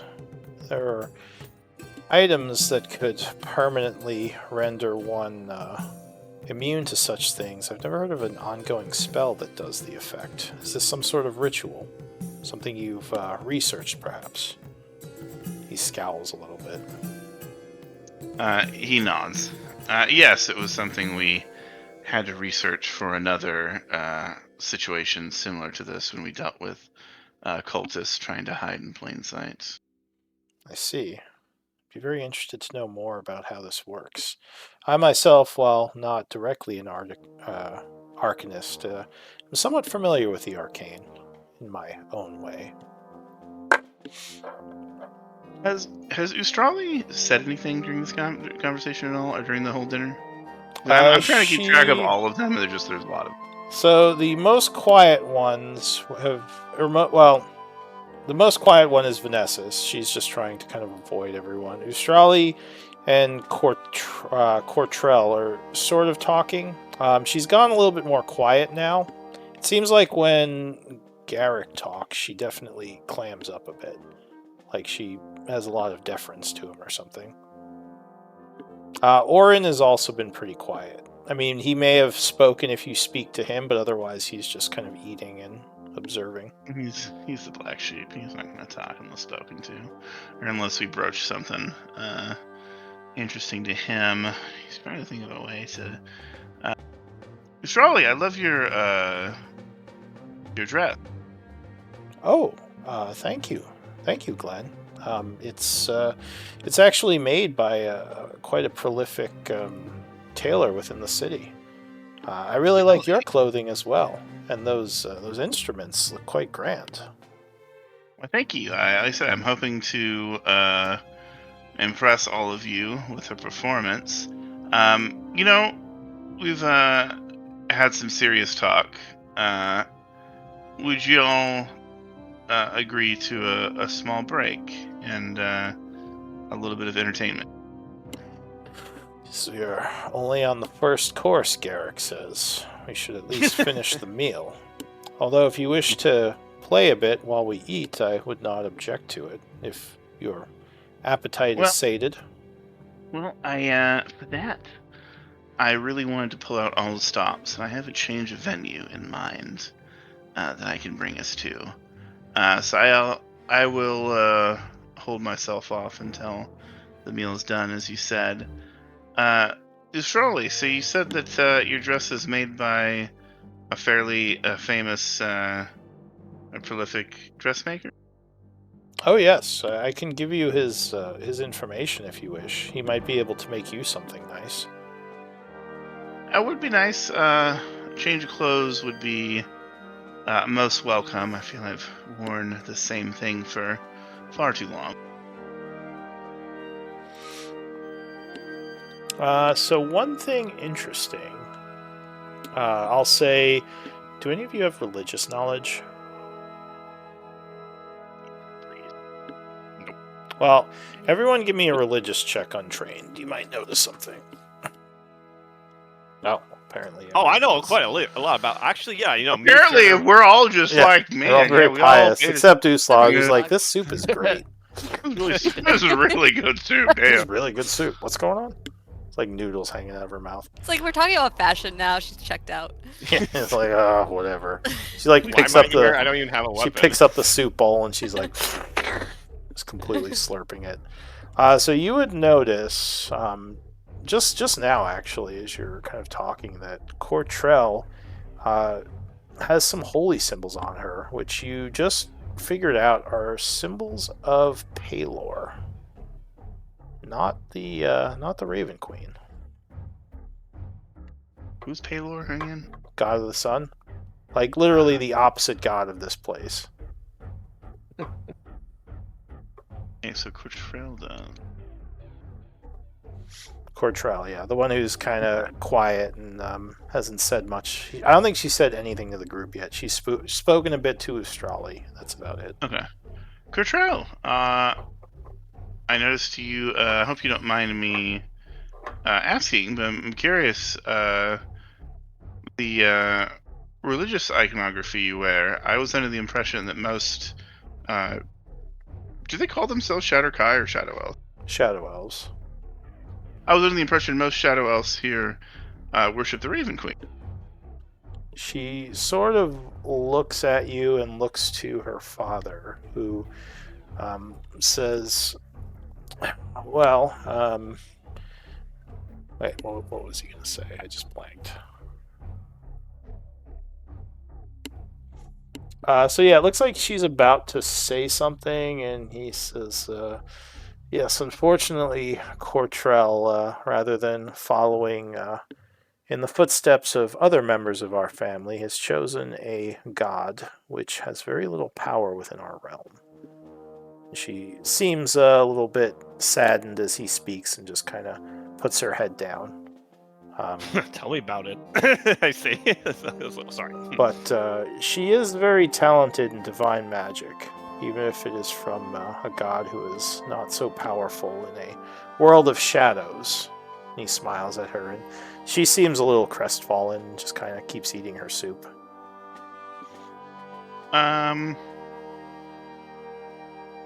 Can I try to load? Can I? Damn it, Eli. Yeah. You didn't ask. Yeah, this is true. This is very Don't true. make me teleport out of here. I will do it. I am going to bed. Can I try to like? Am I sitting next? I guess. Am I? Who's on my right and left side? Do I have a party member that like? I guess. Am I sitting next to like Malin or something? Or? I mean, it's. I pretty think I'm much- trying. I want to elbow somebody. Sure. I mean, I would say I I'll would say be you're next next to to him. whoever you want to be next to. You guys got the whole other side of the table, so Okay, you're all okay. kind of sitting together with two of you sitting next to family members, basically. No, like I'm about to elbow Malin, but I'm just like I don't. That's like a nuclear bomb, and I need just like not a nuclear bomb. What do you So mean? he's just thinking this. I elbow Eli instead, and I kind of like dart my eyes down, and I've got my hand underneath the table, and it's got magic glowing in it. And I'm trying to convey that I want to try and cast something on the down low, and I'm wanting him to like say something or do something to like try and get people's attention. It's a lot of conveying. He's a fellow arcanist. You can maybe whisper something to him if you want. I mean, you're Yeah, not sure I how good kinda- the hearing is of all the people on the other side of the table, but you can lower your voice and say something. I mean, they're all having like every now and then they'll say something back and forth and keeping their voices. Yeah, low. I'll lean in and whisper to Eli like.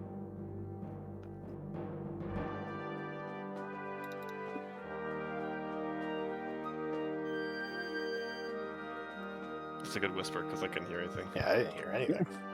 I actually whisper in and say, "Hey, can you, what do I say? Can you try and get people's attention? I want to cast a message on the down low." Or,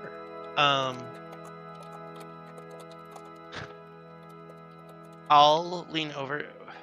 What's the daughter that's reading the book? The arcanist. Oh, Vanessa's? Yeah, Vanessa's? Vanessa's. I'll kind of lean over to her. So, Vanessa's, how practiced are you in magic? Do you have any skill? And I'll cast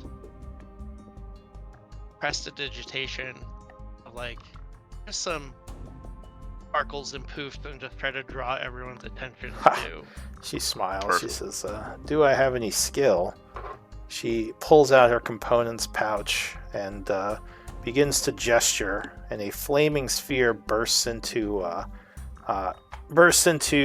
view above the table. Garrett kind of rolls his eyes. This is my time. I'm definitely casting message to Cortrell at this. All right, so you gesture as well. I'm going to give Eli an inspiration point because that was a really good idea. Nice. Sweet. So you cast message, and what do you say to Cortrell with your message? Yeah, so my lips move and no voice comes out as it's whispered magically into Cortrell's ear.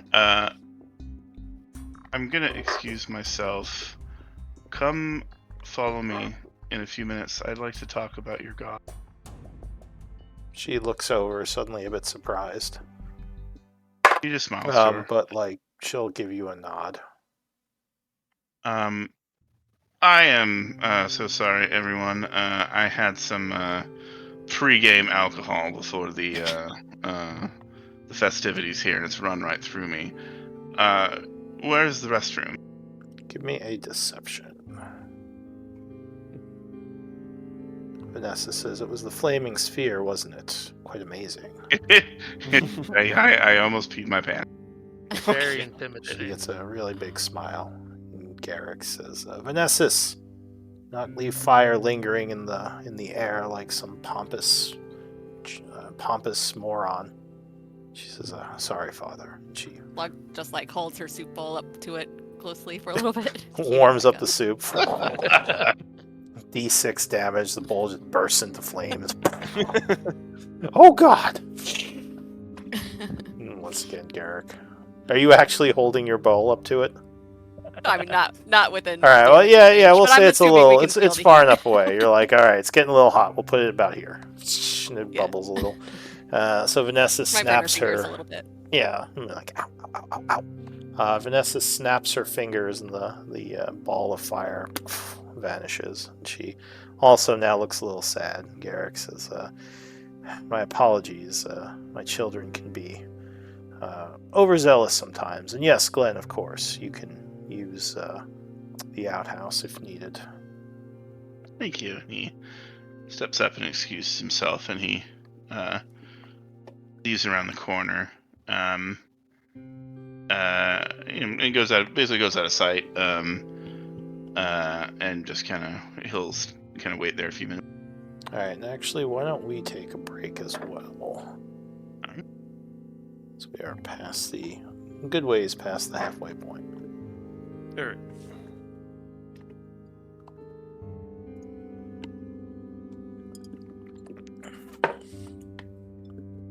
As soon as this dinner started, I was like, "Oh my god, we're playing Clue!"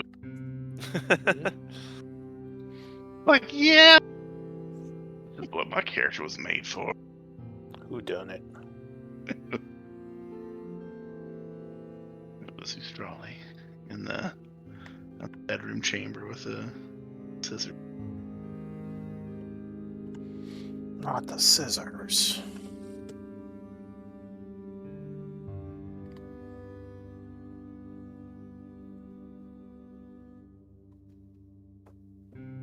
I think I figured out what class I can convert to.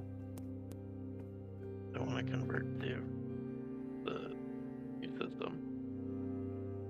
Like what subclass? So, because they don't have the Blade Singer, Oh yeah. so I could make an Eldritch Knight, I think.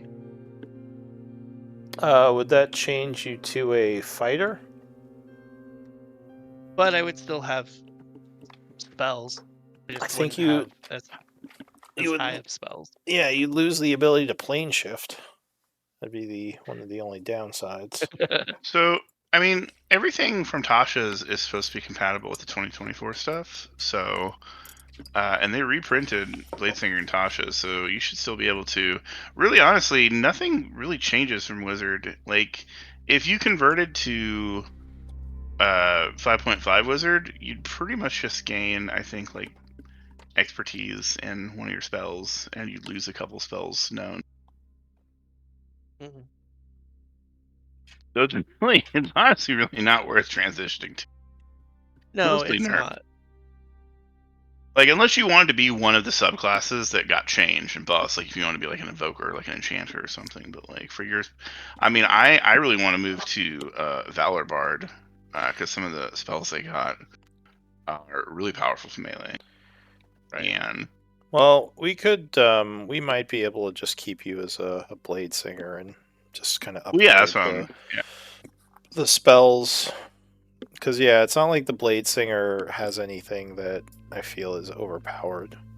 The only thing that would change, really, actually, I forgot. Yeah, some of the spells change. Like your class isn't going to change much, but a couple of the spells change. Yeah. Well, I'm already using the new counter spell, even if you haven't upgraded yet. So everyone's using the new counter spell and like dispel magic. Although I think dispel magic didn't change. Yeah, I just felt magic's the same, but yeah, counter spell. Oh man, I do like the new counter spell a lot better.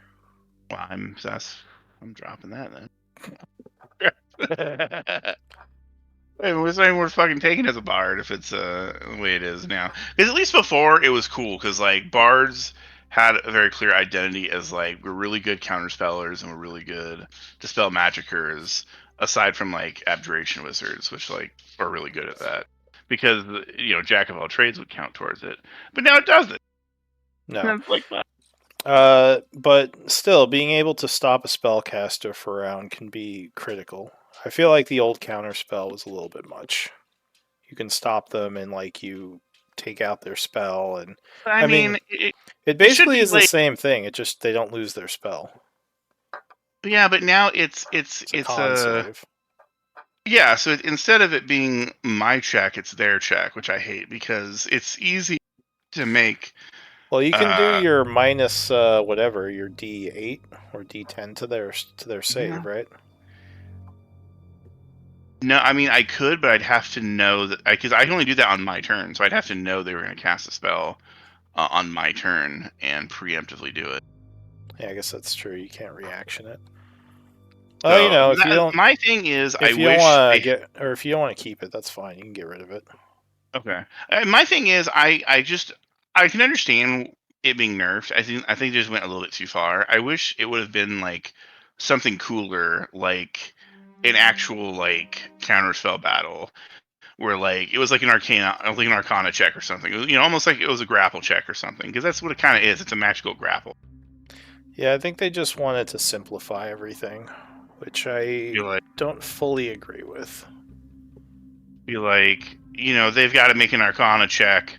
Like, it's something like, I counterspell it, and they've got to make an arcana check that beats my spell save DC or something. The only problem is arcana is very easy to min-max, especially with the new expertise thing for wizards. Yeah. So then everyone's just going to min-max arcana, because they know they're going to have that's the thing, because I've got my spell save DC is 20, which is correct, but at the same time, it's not that hard for a wizard to roll a 20 or higher, so I still feel like... Or are you talking about an arcana check? Like an arcana check, I mean. Oh, because with a con save, most wizards can't hit that very easily. Now, things like paladins, you're never going to be able to counter, but a lot of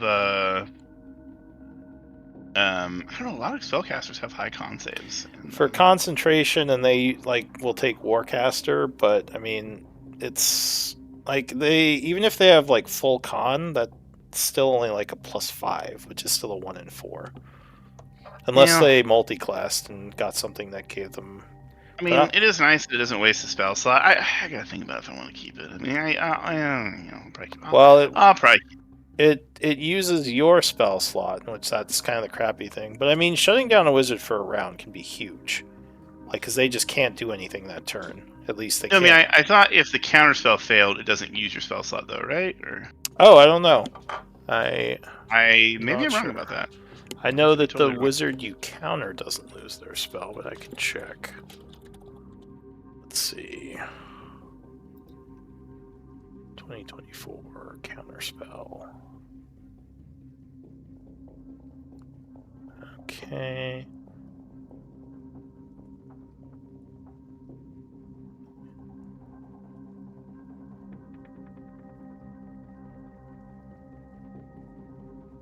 Yeah, it's if the spell was cast with a spell slot. So that's the thing. If you counter someone that's using an ability, they wouldn't get the spell slot back. So it's more powerful against abilities versus creatures. I see. So, because I think with the new monster manual, they're making a lot of the abilities actually spell-like things. That's what I hope, because later in the last half of 5e, in Tasha's and stuff, they've made a lot of stuff that used to be spells just abilities. So it's just like, I can't counter that. Yeah, so I think that's what they're going for, is so it kind of changes the dynamic of how it works anyway. What sucks is then you could have a DM that just uses all the Tasha monsters, but uses the new counter spells, so it's just doubly fun. Yeah. But I think I mean, like I said, I think they definitely nerfed it a bit, but I think it more would make sense now why someone wouldn't just always have counterspell. Because the old counterspell, it's like any wizard who didn't take counterspell is like an idiot. They're always going to have it prepared. That and Dispel Magic are and Dispel Magic is still crazy. Yeah, always going to have Dispel Magic. But yeah, I don't know. I think they could have done better, but it simplifies it a little, and it's still really powerful against casters because a lot of casters have shit con saves. But yeah, it's gonna be really hard to counter like a paladin, or like Malin. I think Malin has a good con save, right? Or maybe a cleric. Yeah. I don't know. Actually, no, I don't have a con save. I have an int save. Wow. I never know what your saves are. I know you're bad at wisdom. That's all I remember. Yeah, wisdom and charisma. Con, well, it depends. Regular con, no, but if I have to for maintain concentration, I have the helm. Oh well, yeah. He's got charisma saves. I wonder if let's test and see if Malin is from this plane or not. Yeah, banishment. I think they changed how banishment works too. Which, yeah, was good because that was also kind of OP. I didn't realize there's a one of the new bard spells, like Font of Twilight or Font of Moonlight or something, is a 10-minute duration and adds like a 2d6 or 2d8 radiant damage on all your melee attacks. And if an enemy hits you, you can use a reaction to try and blind them.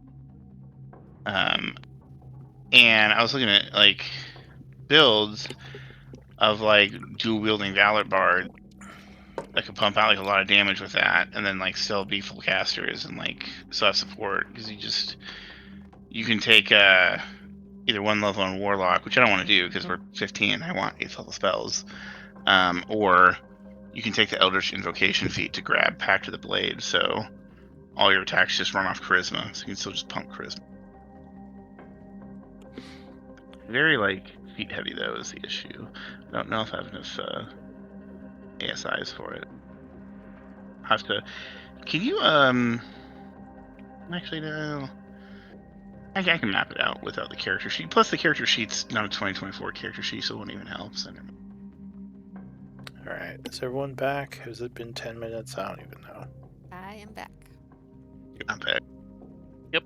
Just been sitting here. Alright, so Uslog, you said you were staying pretty quiet, right? Yep.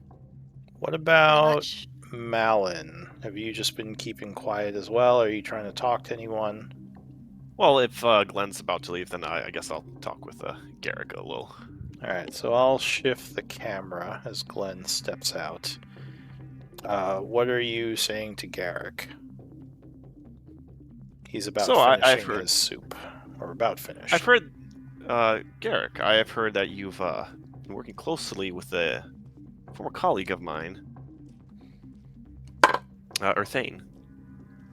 Oh, yes. He is a colleague of yours? Former. We used to be associates. Interesting. Now, he hasn't mentioned you to me. When did you meet up with him? Years and years ago. It's been quite a while.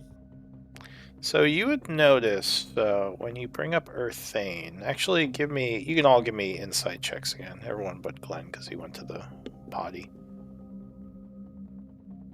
Okay, I'm not reading this guy's stock still. So I'll say, Uslog actually kind of noticed a bit of a demeanor change with the mention of Malin's friend, and he says, "Well, I have him looking for something for me, but it's not something I wish to discuss. My apologies." And he kind of goes back to eating the tasty salad that was just brought out. The demeanor changed sort of like well, he like seemed negative? more a little bit more pompous and like in control, and he almost seemed to be maybe a little surprised by the mention of his friend, like almost like he was maybe caught off guard by it, if that makes sense. Okay. But yeah, he just kind of changes the subject a bit and goes back to eating. He would say, I don't see many Warforged coming from Gaian. I had thought most of them, if not all, were extinct. Well, And not especially Warforged of your type. This is part humanoid and part inorganic. Very, very interesting. Intriguing, one might even say. well, like Earthane, you could say we were given a second lease on life. He says, "Oh, were you there when it happened to him?" No, that was many. I do not. We just when we worked together, it was group of individuals who had similar backgrounds and similar views on our work that we did. Give me a persuasion. Oh, okay. He says, I see. He says, and what was it your choice to merge your flesh with inorganic materials like you've done? And become a construct? Well, I wouldn't say, like I mentioned, being on the facing death, I had assumed this was the only matter of which to save my original form. He says, I don't know much about, I believe it's called soul forging, but it's fascinating. I've never heard of something like, like what happened to you. Vanessa says, I have read a bit about people born organic that are able to connect their souls to a warforged body. Is that similar to what you did? I wasn't awake for this procedure. A very talented old friend of mine performed it. And she says, I have a bit of a fascination with artificers and their strange tools and studies. Ancient technologies, I must admit, while they interest me, I don't get exposed to them enough. I wish there were more artificers within the city I could speak with.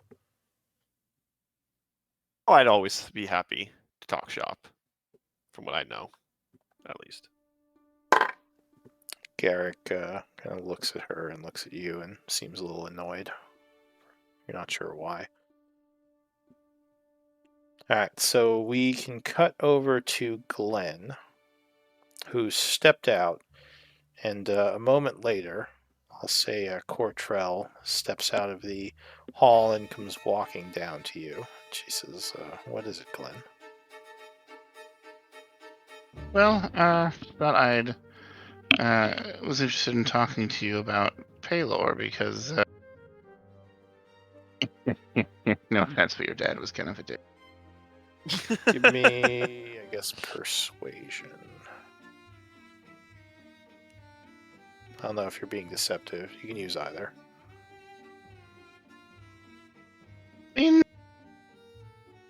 Alright, persuasion. He was being. I don't know what your motives are here.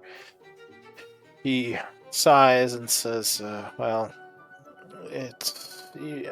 can understand his reserve. This is a world of shadow and darkness, and, well, Paylor isn't exactly a welcome deity here. He says, but we should probably go back to dinner. Father will probably be upset if I don't return to the table. It's a bit rude of me to step away. Mind me asking, what drew you to Paylor instead of the Raven Queen? I'm curious. Give me another persuasion.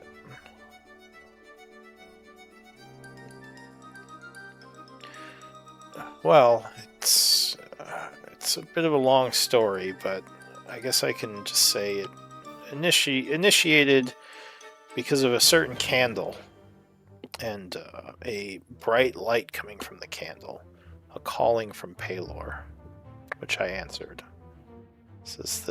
I had been studying a long time to perfect my worship of the Raven Queen, but it seems that fate had another idea for me.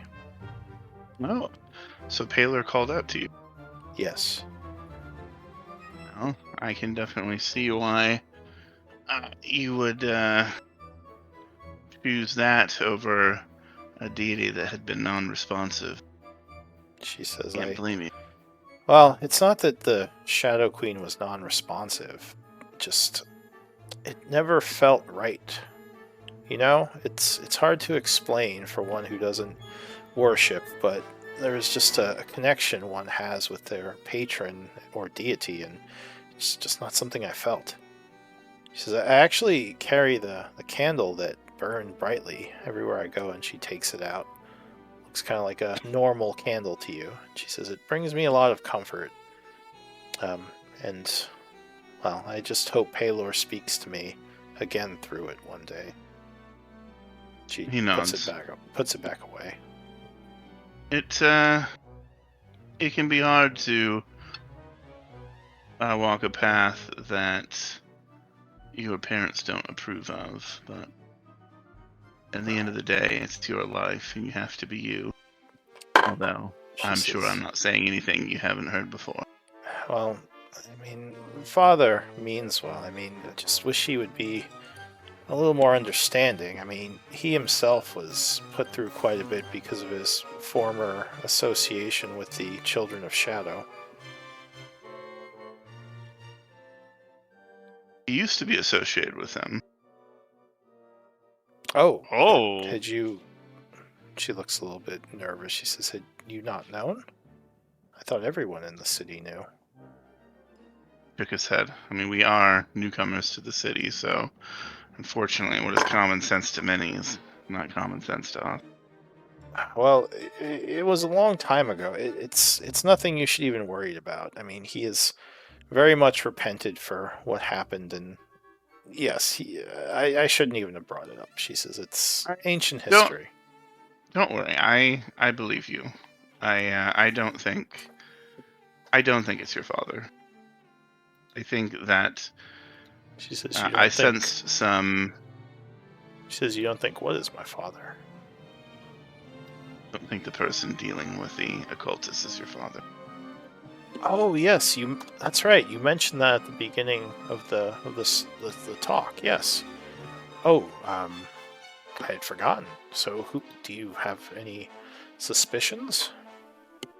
And are you sure it's not as father says, that maybe some detection spell caught wind of your plan? I don't believe that to be true, based on our anti-divination measures. But I've detected some trepidation in your father when I broached the subject. But now that I know what you've told me, it's actually helped to assuage my concerns about him. No wonder he had trepidation when this was brought up. If he used to have connections to them, I'm sure he thought that would be used as a weapon against him, but I really don't think that's the case. If I asked you something about a member of your family, can you promise to keep it just between us? Well, it would depend on what you ask me. Well, just something simple. Could you tell me more about, would I know the family connection between them? Like, is Ustrali her sister, or like... Or would I just not know? Let me remind myself what we have for Ustrali. I think we know Vanessa has a different mother. Yeah, Vanessa is the half-sister who's extremely accomplished. At least in her field. I don't know if you know too much about Ustrale. Okay. Just that she was kind of... Well, she was fairly polite when you... well, maybe not you, but when the rest of the group spoke with her, they said she was pretty polite and very upbeat. Could you tell me more about Ustrali? Give me a persuasion or deception.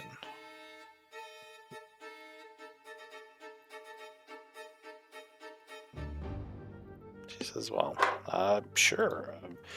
She's very young. She's easily excitable. She loves art and music. She spends a lot of time with the servants. She is very much into helping people and does a lot of work to help the less fortunate of the city. Much to Father's annoyance sometimes. I'm not sure what else I can tell you about her. Why don't you just ask her yourself? That's probably for the best. But I'm hoping to bring some entertainment after the food is done. If you'd ever like to talk to somebody that isn't judgmental, you can always come and find me. I appreciate that. Thank you, Glenn. And I look forward to hearing your performance. Thank you. So, should I go back first, or should you? Oh, I could head back.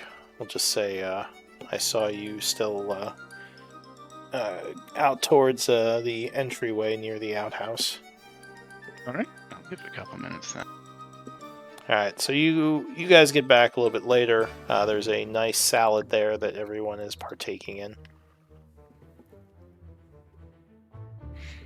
Actually, at this point, give me perception checks. You might notice something.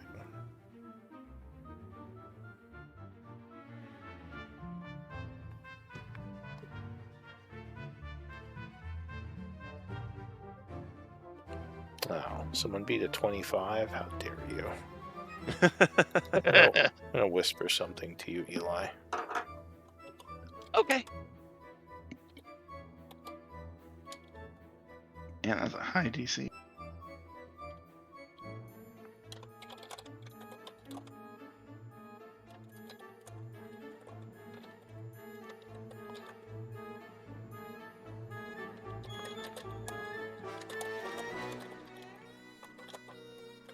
Actually, he was the right person to notice this too.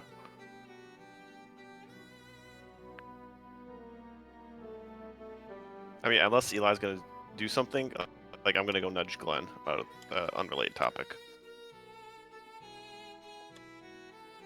Okay. He looks over at me.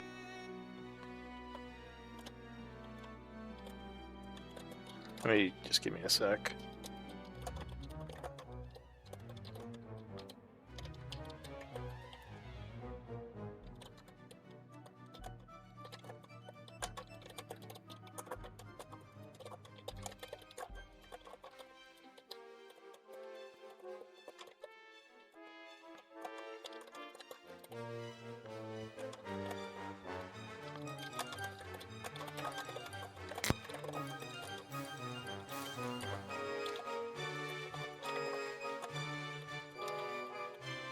Alright, there you go.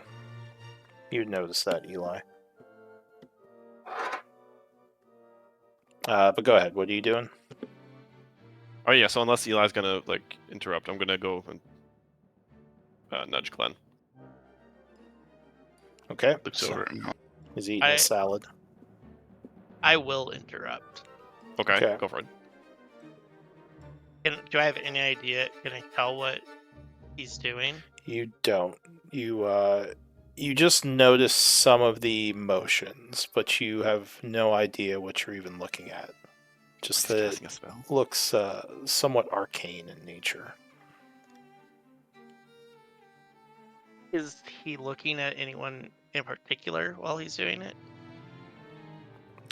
You just kind of notice him eating and looking around the table. Doesn't seem like he's focusing on any one person.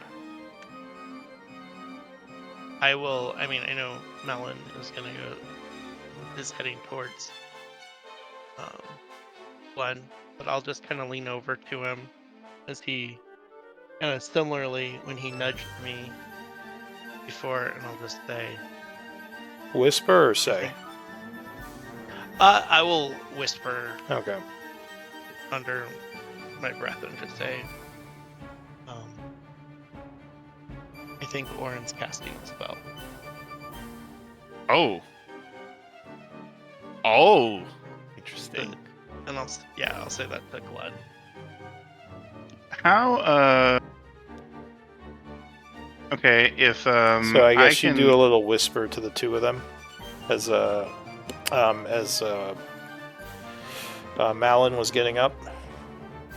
Yeah, maybe like using Malon's movement as like a distraction to kind of Give lean in real quick. me stealth or deception. Someone might notice this. There is someone at the table who's... Okay. Yep. Oops. Alright, so Malin, I'll say, yeah, like you and Glenn would hear this whisper as you're standing up. And Glenn, I guess, would hear it too.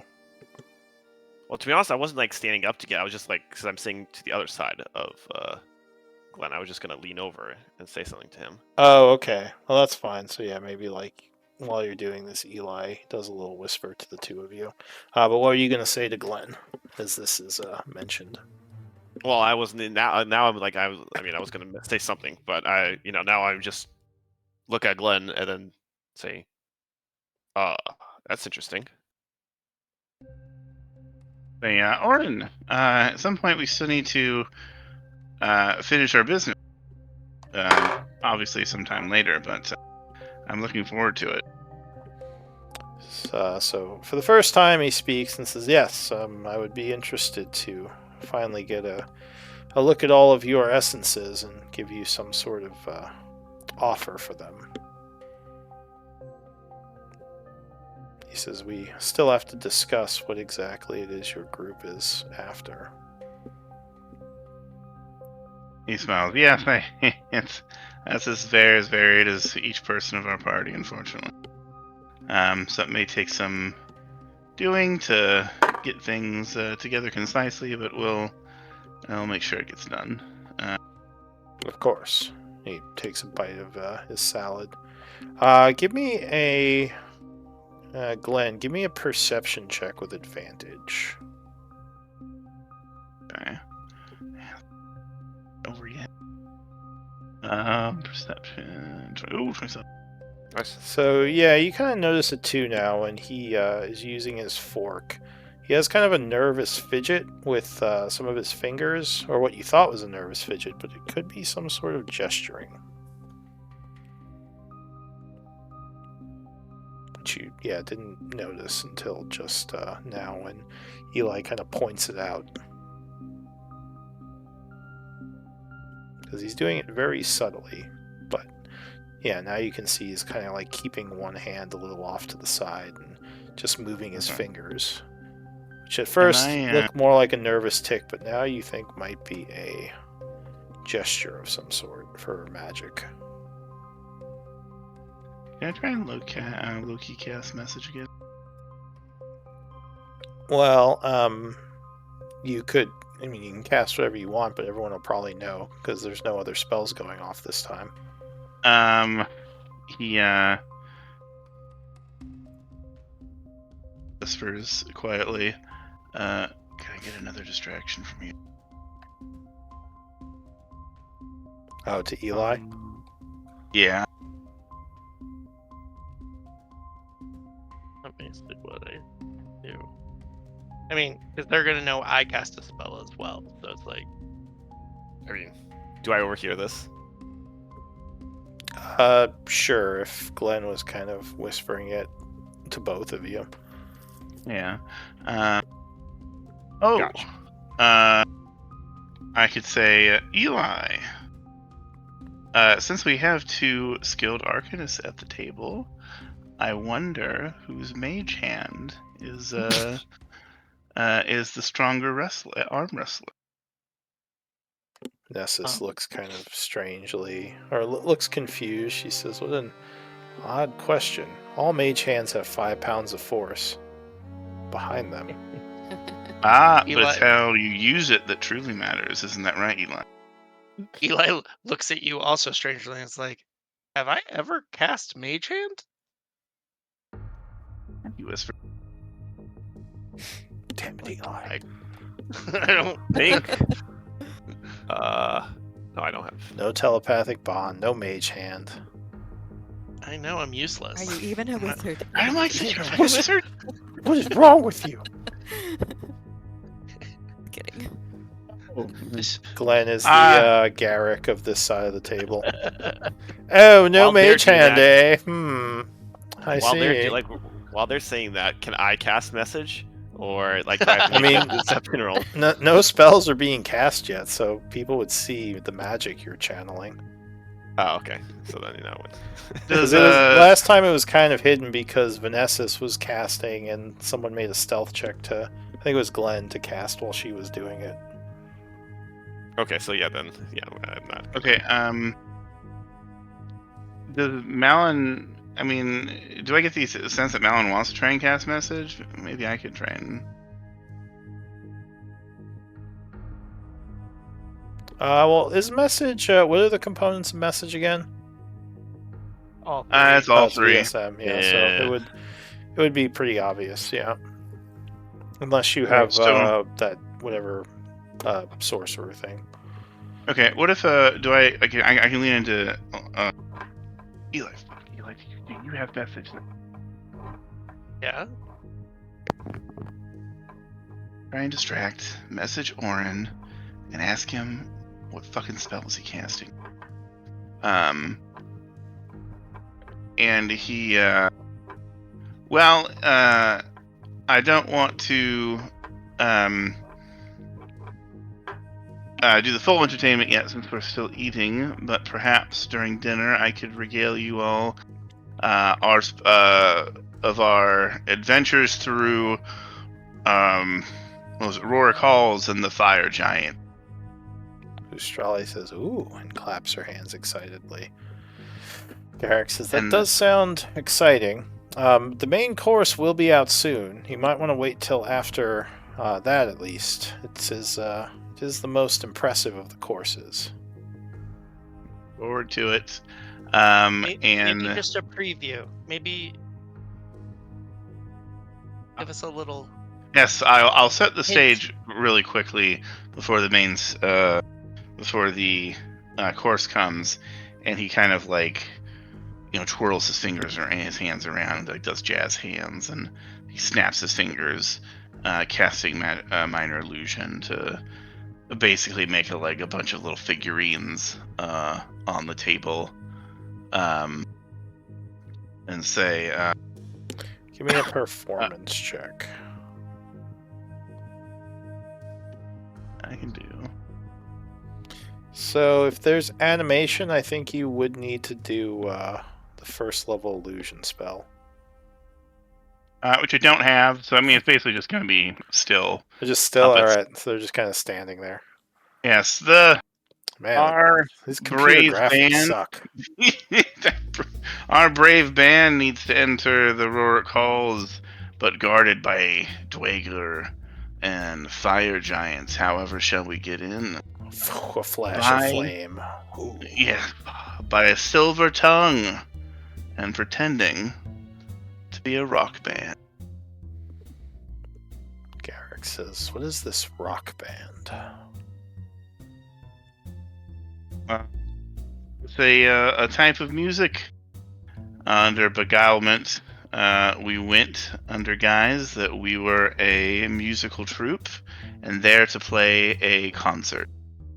And through lies and deception, we not only accessed our way into the innermost sanctum, but we also led a rebellion of the Dwaegler against the evil fire giant. Ustrale and Cortrell are on the edge of their seat. Cortrell would say, "The evil deity Surtur, him and his foe must be slain, or him and his people must be slain." And at the I know of the fire giant's deity. What a bastard. I know, right? I very awkwardly, I'm not even hiding it. I just lean to the side and Well, then you'll love the story because at the dazzling conclusion, we fight his very own avatar of destruction, Farago. Oh, Vanessa says, "Is there a twist in this story?" Oh, there are many twists and many turns. I just very obviously look away when she says. I'm just looking off to the side, into the wall or something. Garrick says, yes, this is very exciting, but I do think we should wait for the feast until we go much further. Yes, sorry. Go ahead. While all that was going on, I would like to cast message. Give me I'll say sleight of hand or deception. as you're maybe like making some noises along with the performance. You're doing a cappella, like bop, Right. bop, bop, pshoo, and then like magic. All right, so you do sleight of hand and get your spell to kind of go off, or at least hide your gesturing, and the magic kind of fuses a little with Glenn's magic, making it less obvious. And what is the message you're sending? I'm just gonna be staring directly at Orin. Just gonna say, what magics are you manipulating right now? So he continues his fidgeting as he just suddenly looks over at you, a little surprised. He can send you a message back, I believe, right? Yeah. Or is it just to him? No, they can send it back. Yeah, they can reply. Okay. He would say protective magics. Nothing to be concerned with. And just kind of leave it at that. Oh, he might be. I guess that game, but he might be trying to anti-scrying magic right now. No.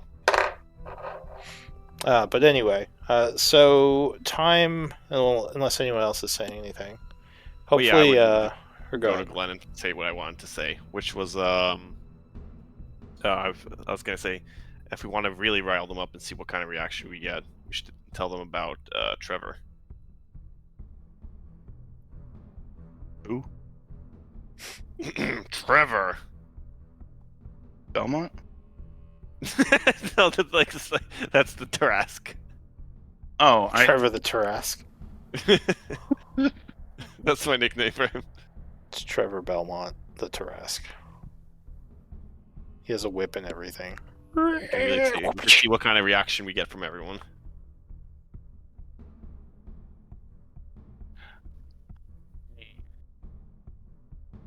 I don't want to pull that card yet. I want to try and get Ustrali alone, but I'm not going to be able to do that until the entertainment, because I'm going to... And that might not just be her. Is Uslag okay with all this mystery RP? Are you still enjoying?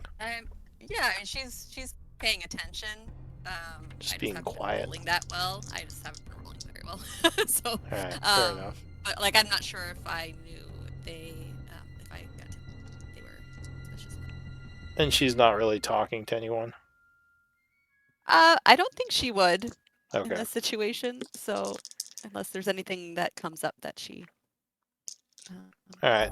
So it gets towards the end of salad as the main course is on its way in. Very succulent looking platters of meat are put down before you. The smell is amazing. And Garrick would say, enjoy! You will not find a dish like this in Gaian. The ingredients are kind of unique to our world. It's a bit of a distinct taste, but hopefully it will become a favorite of yours as it is of mine. What sort of meat is this? Would I recognize what sort of meat it is? I don't know. Give me... I don't know if you would use nature just because it's a different world. I guess give me a nature check. Maybe you can get some info about it. It seems like something similar to pork, but definitely a little different. You're getting that sense from the consistency of the meat and just the the way it looks and the way the meat is kind of falling off the bone. Definitely heavily marinated. I'm trying to think what sort of creatures I've met in the Shadowfell, but it does smell very good. Yeah. And Garrick will take a bite as he begins to eat. The others will as well.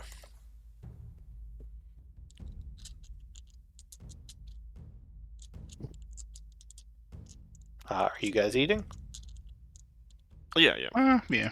Alright, so it is very tasty. Juicy, delicious. These guys definitely have good food here. So, do you want to do anything during the main course, or are you just kind of, waiting till you can do your performance, Glenn? Slux is kind of keeping an eye on, just the situation, but enjoying the food, I guess. Yum, yum, yum. Alright, so I guess Never been to a dinner party before. Yes. So. We'll keep passing time. At the end of which is going to be dessert shortly, Garrick says, but why don't you finish your tale, Glenn? I was intrigued by the fire giants and this evil Surtur, as my daughter put it. Okay, I will scale them with tail, and I've got a BRB for like 3 and grab some food. Snack run. My food got delivered, so I tell the story while I'm AFK. Alright, just do a performance check before you go.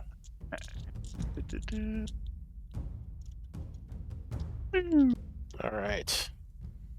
So yeah, Glenn gives a rundown of the events that you all have heard many times, though it's all still fairly impressive how well he tells the story. And all of the Zalora are entertained. And at the end of it, there's a bunch of clapping from his effects and storytelling. And Garrick is probably clapping the least, but he's giving the polite, almost golf clap, like, oh, yes, very good. But all the other children are very much, well, I'll say Orin as well, is more just eating and listening. He doesn't seem to react much. But the other three are, even Vanessas is intrigued by all this information on fire giants.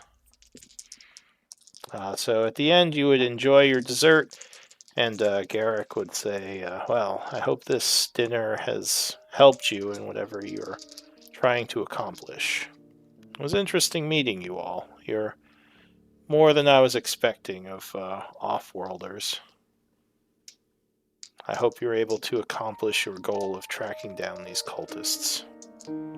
Very much appreciated, and we do thank you for your hospitality. He says, if by chance one of my family is involved, I would be happy to help you figure it out, though it seems ridiculous to me that any of my children would go against what's best for them, the city, and our family as a whole. Can we all insight check that? Sure, yeah, you can roll insight. Like on him, and like if anyone else reacts. Well, no one really reacts to that, but you do think he is telling the truth. You don't think he believes any of his kids are helping cultists. Yeah, no, you, for the most part, you don't sense anything else from the children or anything that makes you think any of them are obvious cultists. But so Astrali didn't react to that statement when he... No, not this time. She, actually, you haven't seen her react much for the rest of the dinner. You only caught that one weird, almost like a flinch. I see.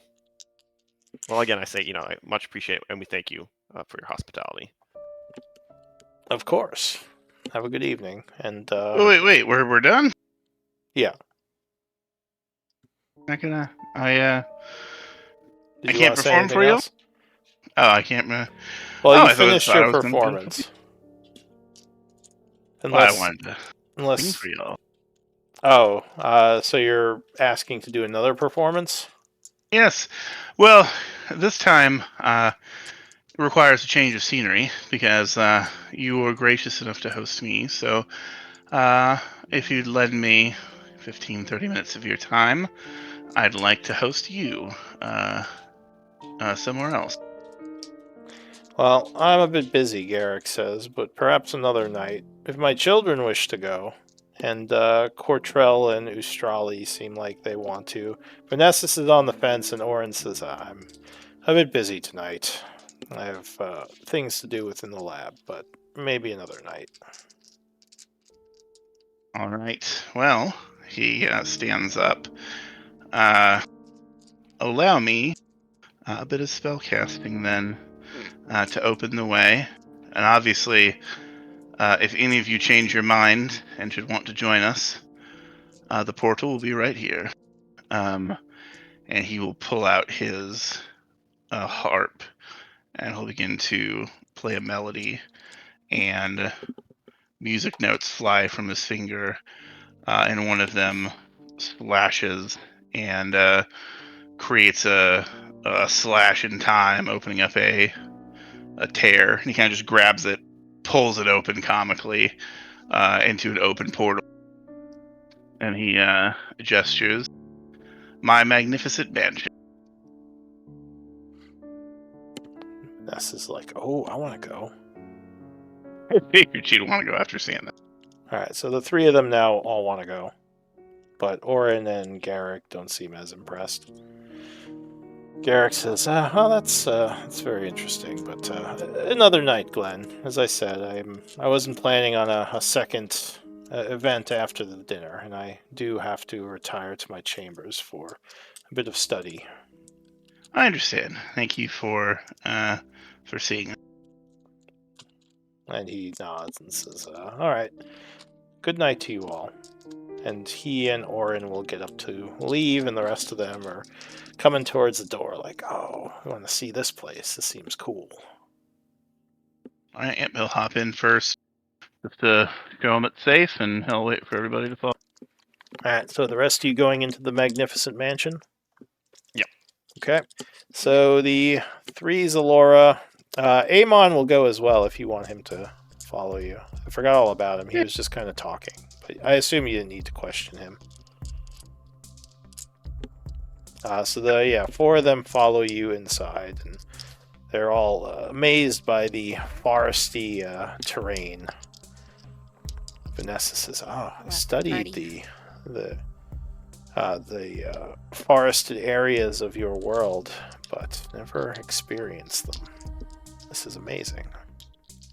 Yes, wonder to behold. My party use this quite often after particularly rough missions to help soothe ourselves. Question: Inside, is it night or day within this place? Or is it like kind of change depending on the real time? I would say it probably changes depending on. I would make it reflect whatever time it is. It'd be like night. It'd be kind of like it'd be lighter out there. It'd be kind of like twilight. So it wouldn't be like super dark. So it's like moonlight. Okay. Yeah. So what does everyone want to do? The four children are. I shouldn't say children, but the four Zalora are going towards the main camp to see all the stuff you have in here.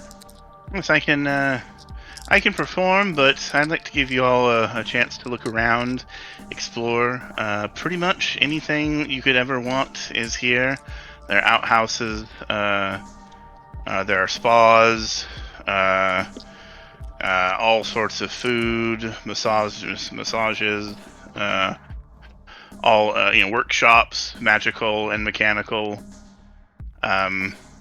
Whatever your heart desires can pretty much be found here, all overseen by my dozens of unseen servants. Well, so yeah, they're all very happily walking around looking at everything. I come up behind Glenn and say, "I assume you saw what I saw with her, right?" Who? Australia.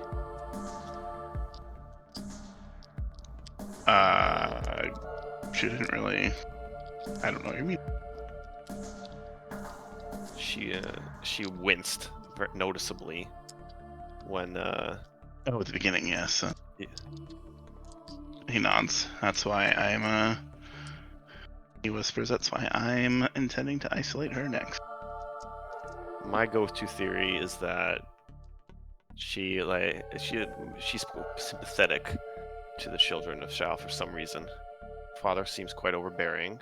She's very when we went and spoke with her before, she's very kind and light to the regular the cooks, the servants. Seems like a girl who's a fan of the common people and would certainly not be a fan of her father's snobbish ways. Perhaps she views this as an opportunity. Could be right. See what I can get. Shall we go to talk to her? Yeah, that's what I intend to do. Before that, Eli or Uslog, you guys haven't had much screen time. Is there anything you want to do? I mean, I want to keep an eye on the Zalora while they're here. Okay, so you're just watching over them. Yeah, perhaps, yeah, pretend I'm giving them a tour. What about Eli? Trying to decide if I want to appease Glenn or... You say appease Glenn? Yeah. Casting Rory's finally. Well, I have to do it. I have to do it as a ritual. Is the problem? Takes Yeah. time, yeah. So I'd have to go like Everyone huddle up. right. No, I won't. I will. I'll go with Uslog and just kind of Keep an eye on things. and I'll try to like subtly try to see if I can figure out what book I completely forgot her name. Vanessa's?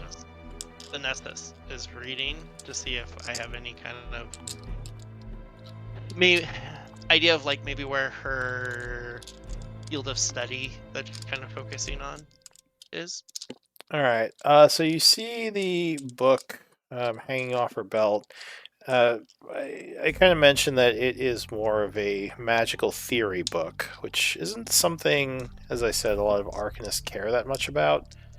So it's an interesting, unless she's just reading it for studies or something, it's not something you usually see people really getting into. But she's too busy being fascinated by this place to look at her book right now. She's touching all the leaves and just like, ooh, wow. It's like, none of this is real. Wow, this magic is amazing. It's like hanging on her side. Yeah.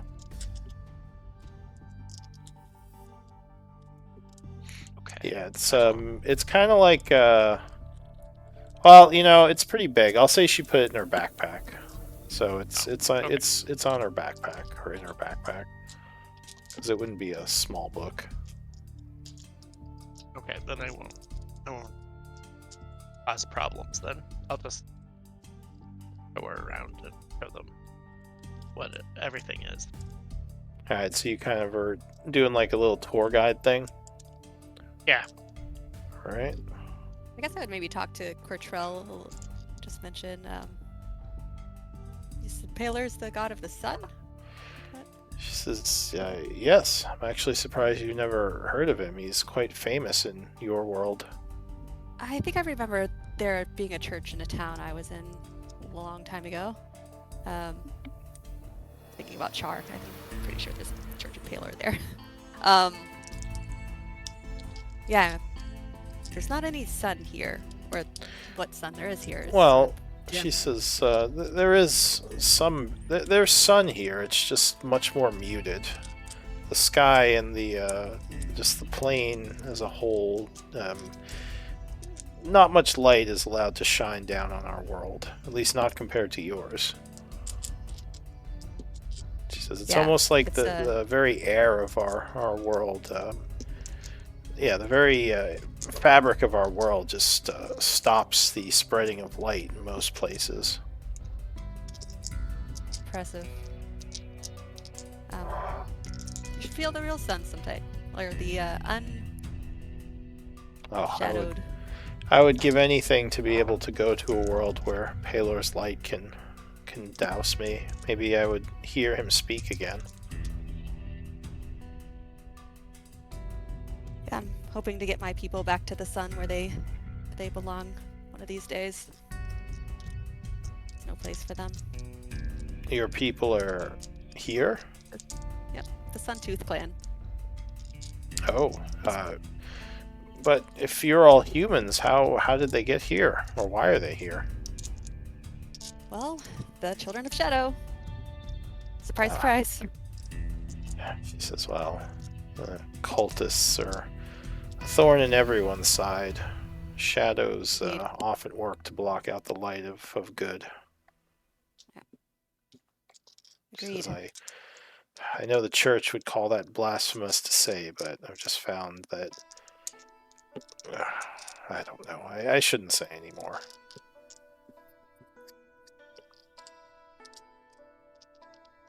All right. Go ahead. No, that's all. I was. All right. So yeah, and you guys kind of continue talking. Now, what were Malin and Glenn doing? I think we're going over to Australia. Okay, so she is kind of getting the tour from Eli. As you approach, she turns around and smiles and says, "Oh, Glenn, this place is so beautiful. And your story, it stirred something in my heart." She says, "I wish I could perform and do art like you do." Everyone has the potential. You see the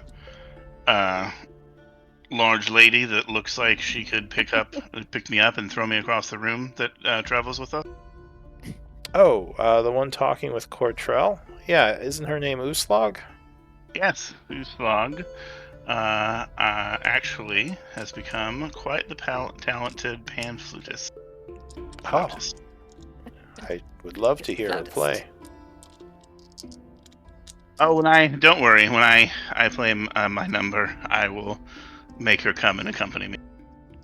Oh, well, I would love to hear the two of you together, but I don't know. As much as I love art, I've never found I had a talent for it. I've tried painting, I've tried writing, I've tried musical instruments. It's just never as good as those who are blessed with such gifts. It comes from within, my dear. You can't compare yourselves to others. Everyone has their own experiences, and that means everyone's art is unique and is worth existing. Give me a persuasion.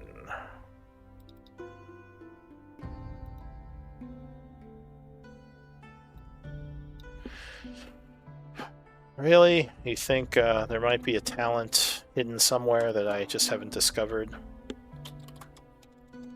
Yes, art is for everyone.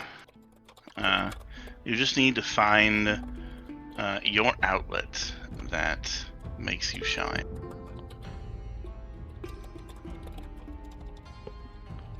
Sorry, give me 1 second.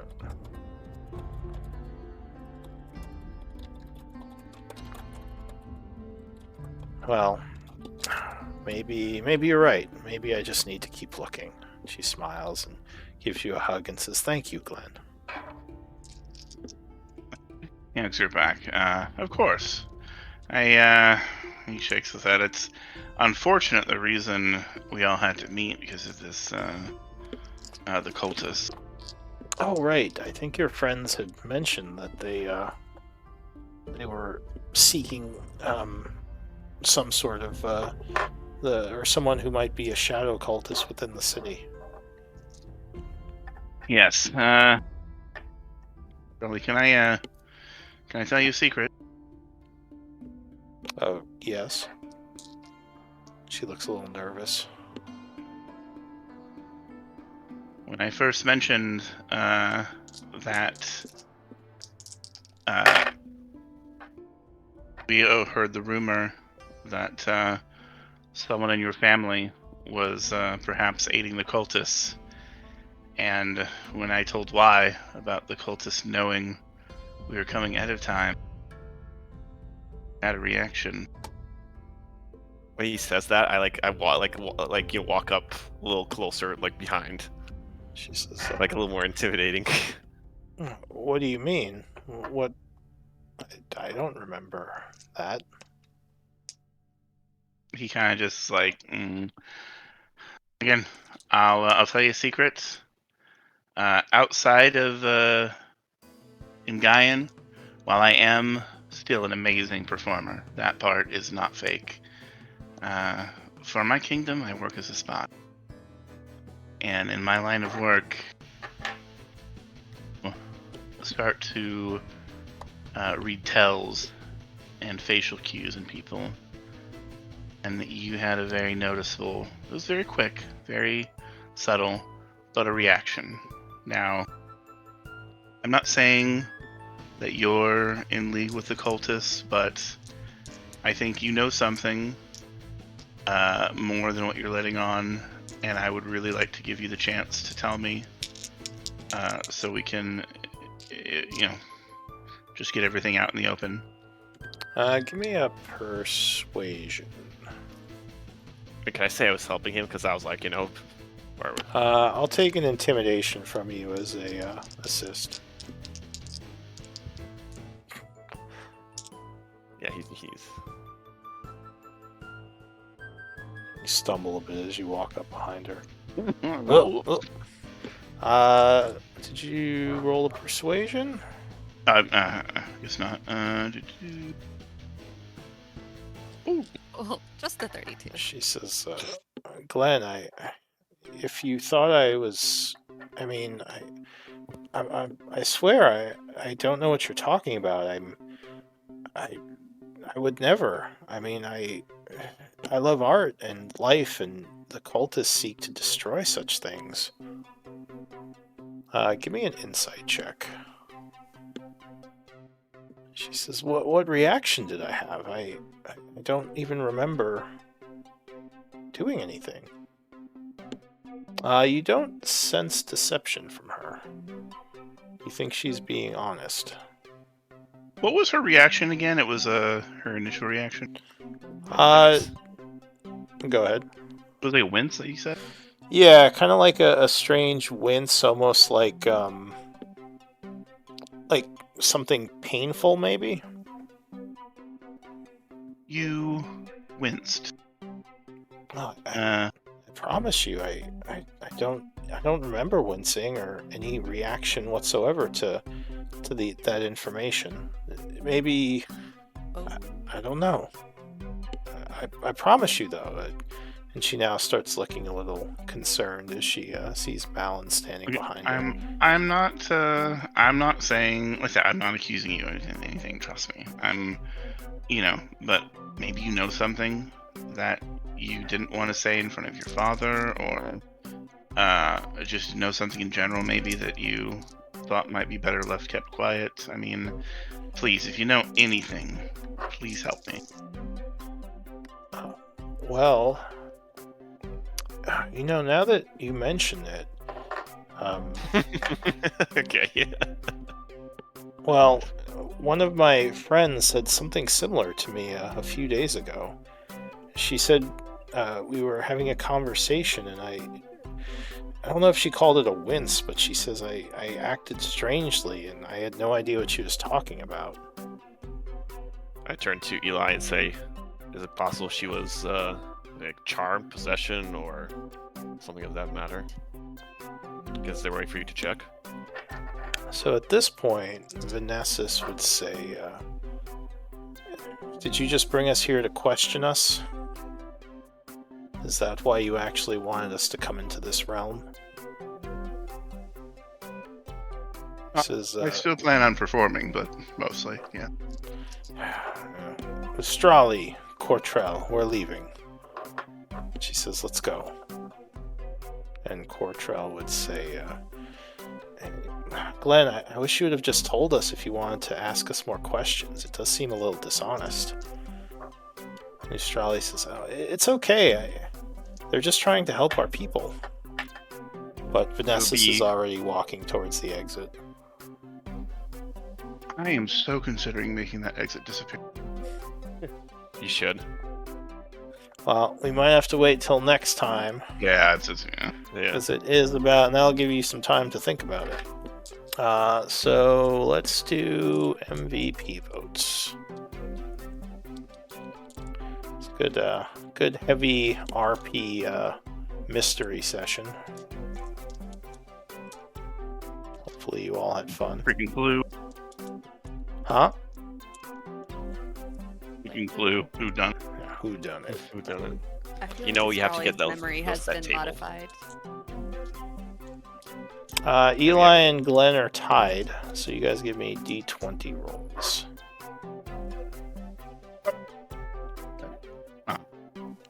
Alright, so Eli, you are the MVP. Congrats. Get a second inspiration point. And I'll give Glenn an inspiration point as well for all the cool RP. Oh, thank you. I'm trying to give inspiration points out more liberally now, since they're just a +2. I want to encourage people to use them more. But yeah, good game, everyone. I'll suspect that Astrali's memory has been modified. Or is that just me? No, I mean, it has to be something along those lines. She seems so confused. I suspect that she's actively being manipulated. Yeah, that's. But to the point that no one else knows this, that's even Orin. Thankfully. Unless Orin's the one controlling her. He's the biomancer.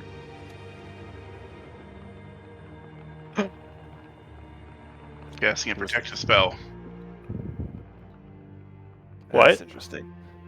So he was casting a protective spell. Perhaps he is That's what he- protecting her. That's what he said he was doing. Oh, bum, bum, bum. Well, I have got Greater Restoration and Modify Memory, so if she lets us next session, we can delve in and find out what's going on. And the other daughter is acting very suspicious. I very much want to just close the portal on her ass and be like, bitch, you ain't going home. I definitely think you should. But I don't want to, like, because, like, if I do that, though, that, like, escalates things to a level that, like, we can't go back from. True. But what if you close it just after she leaves?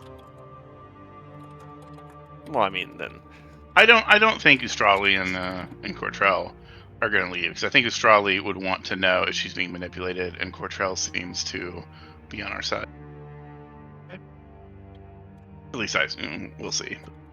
I like how you said that Surtur, like about Surtur, like, oh, Surtur is evil. It's like about that. That was great. It's true. Giving Cortrell dirty looks. I was like, oh, maybe he just misunderstood. Psh. He's changed a lot lately. Who has? Surtur. Oh, Surtur. He's He's not. not He's looking a like good guy. He's an okay guy. Bad once you got a girlfriend, fine. He chilled out a little. You know, it's a different outlook on life. You know. Sorry, it's just not done. Be right back, Mel. So, all right. Also, I do like. I mean, I think I like how you're doing the playing her thing. I think I do want to get some bit more. Well, we have to figure out more interactions, how we could interact more with them.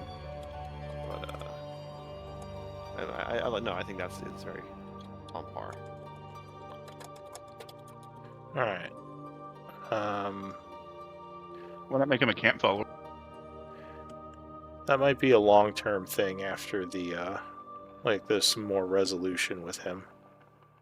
Yeah. Mhm. I'm still very hostile to him. Glenn will just tell you to kiss and make it. Why don't you kiss him already? It's like, I hate you. Just for the record, I hate you. Oh, actually, you know what? Diddy's on. Is Diddy in the Shadowrun? I've had her kind of just in the background, so I would probably say you didn't bring her with you, so she's probably Okay. back at the house. Can sending go across dimensions? I don't think. I'll it say can. only the main group was invited to dinner. Oh, different plane of existence. Okay, yeah. So at some point, I can roll for this for the 5% failure if you want, but at some point, probably while Glenn was on his own, waiting for Cortrell to come, he's gonna cast sending and tell Diddy that she's got competition. No, she's For here. Malin. She's in Shadowfell with us. Oh, okay. Well, then there you go. Oh There yeah, you she's go. in this world. So Oh, okay. although I'm still gonna cast that technically your mansion is in like a demi-plane, I think. So I think casting it from your mansion still have the 5% failure chance. Still roll that, but I am gonna cast that and be like, Diddy, you better watch out. There, you got some competition for Malin. Uh-oh.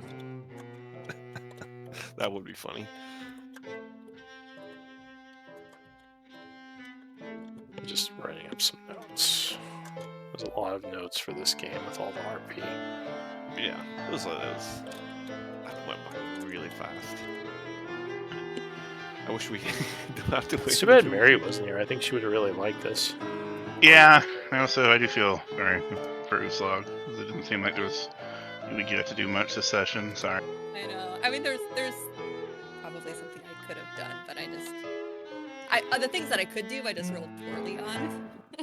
So it's fine. She was enjoying her soup. It's okay. Oh. Well, don't worry. Next session, she's hopefully they won't hate us enough to let us perform, so you can drag her to perform with him again. Yeah, that'll make up for it. Next session, Uslog slaughters everyone in here. Well, she hasn't fought any cultists in a very long time. It's been days. She needs to kill some cultists. Kill some cultists. The bunker was kind of a bummer because they just set off a bunch of traps and fled. Yeah, we just got exploded a couple times. I got exploded. Malin just kept running through all the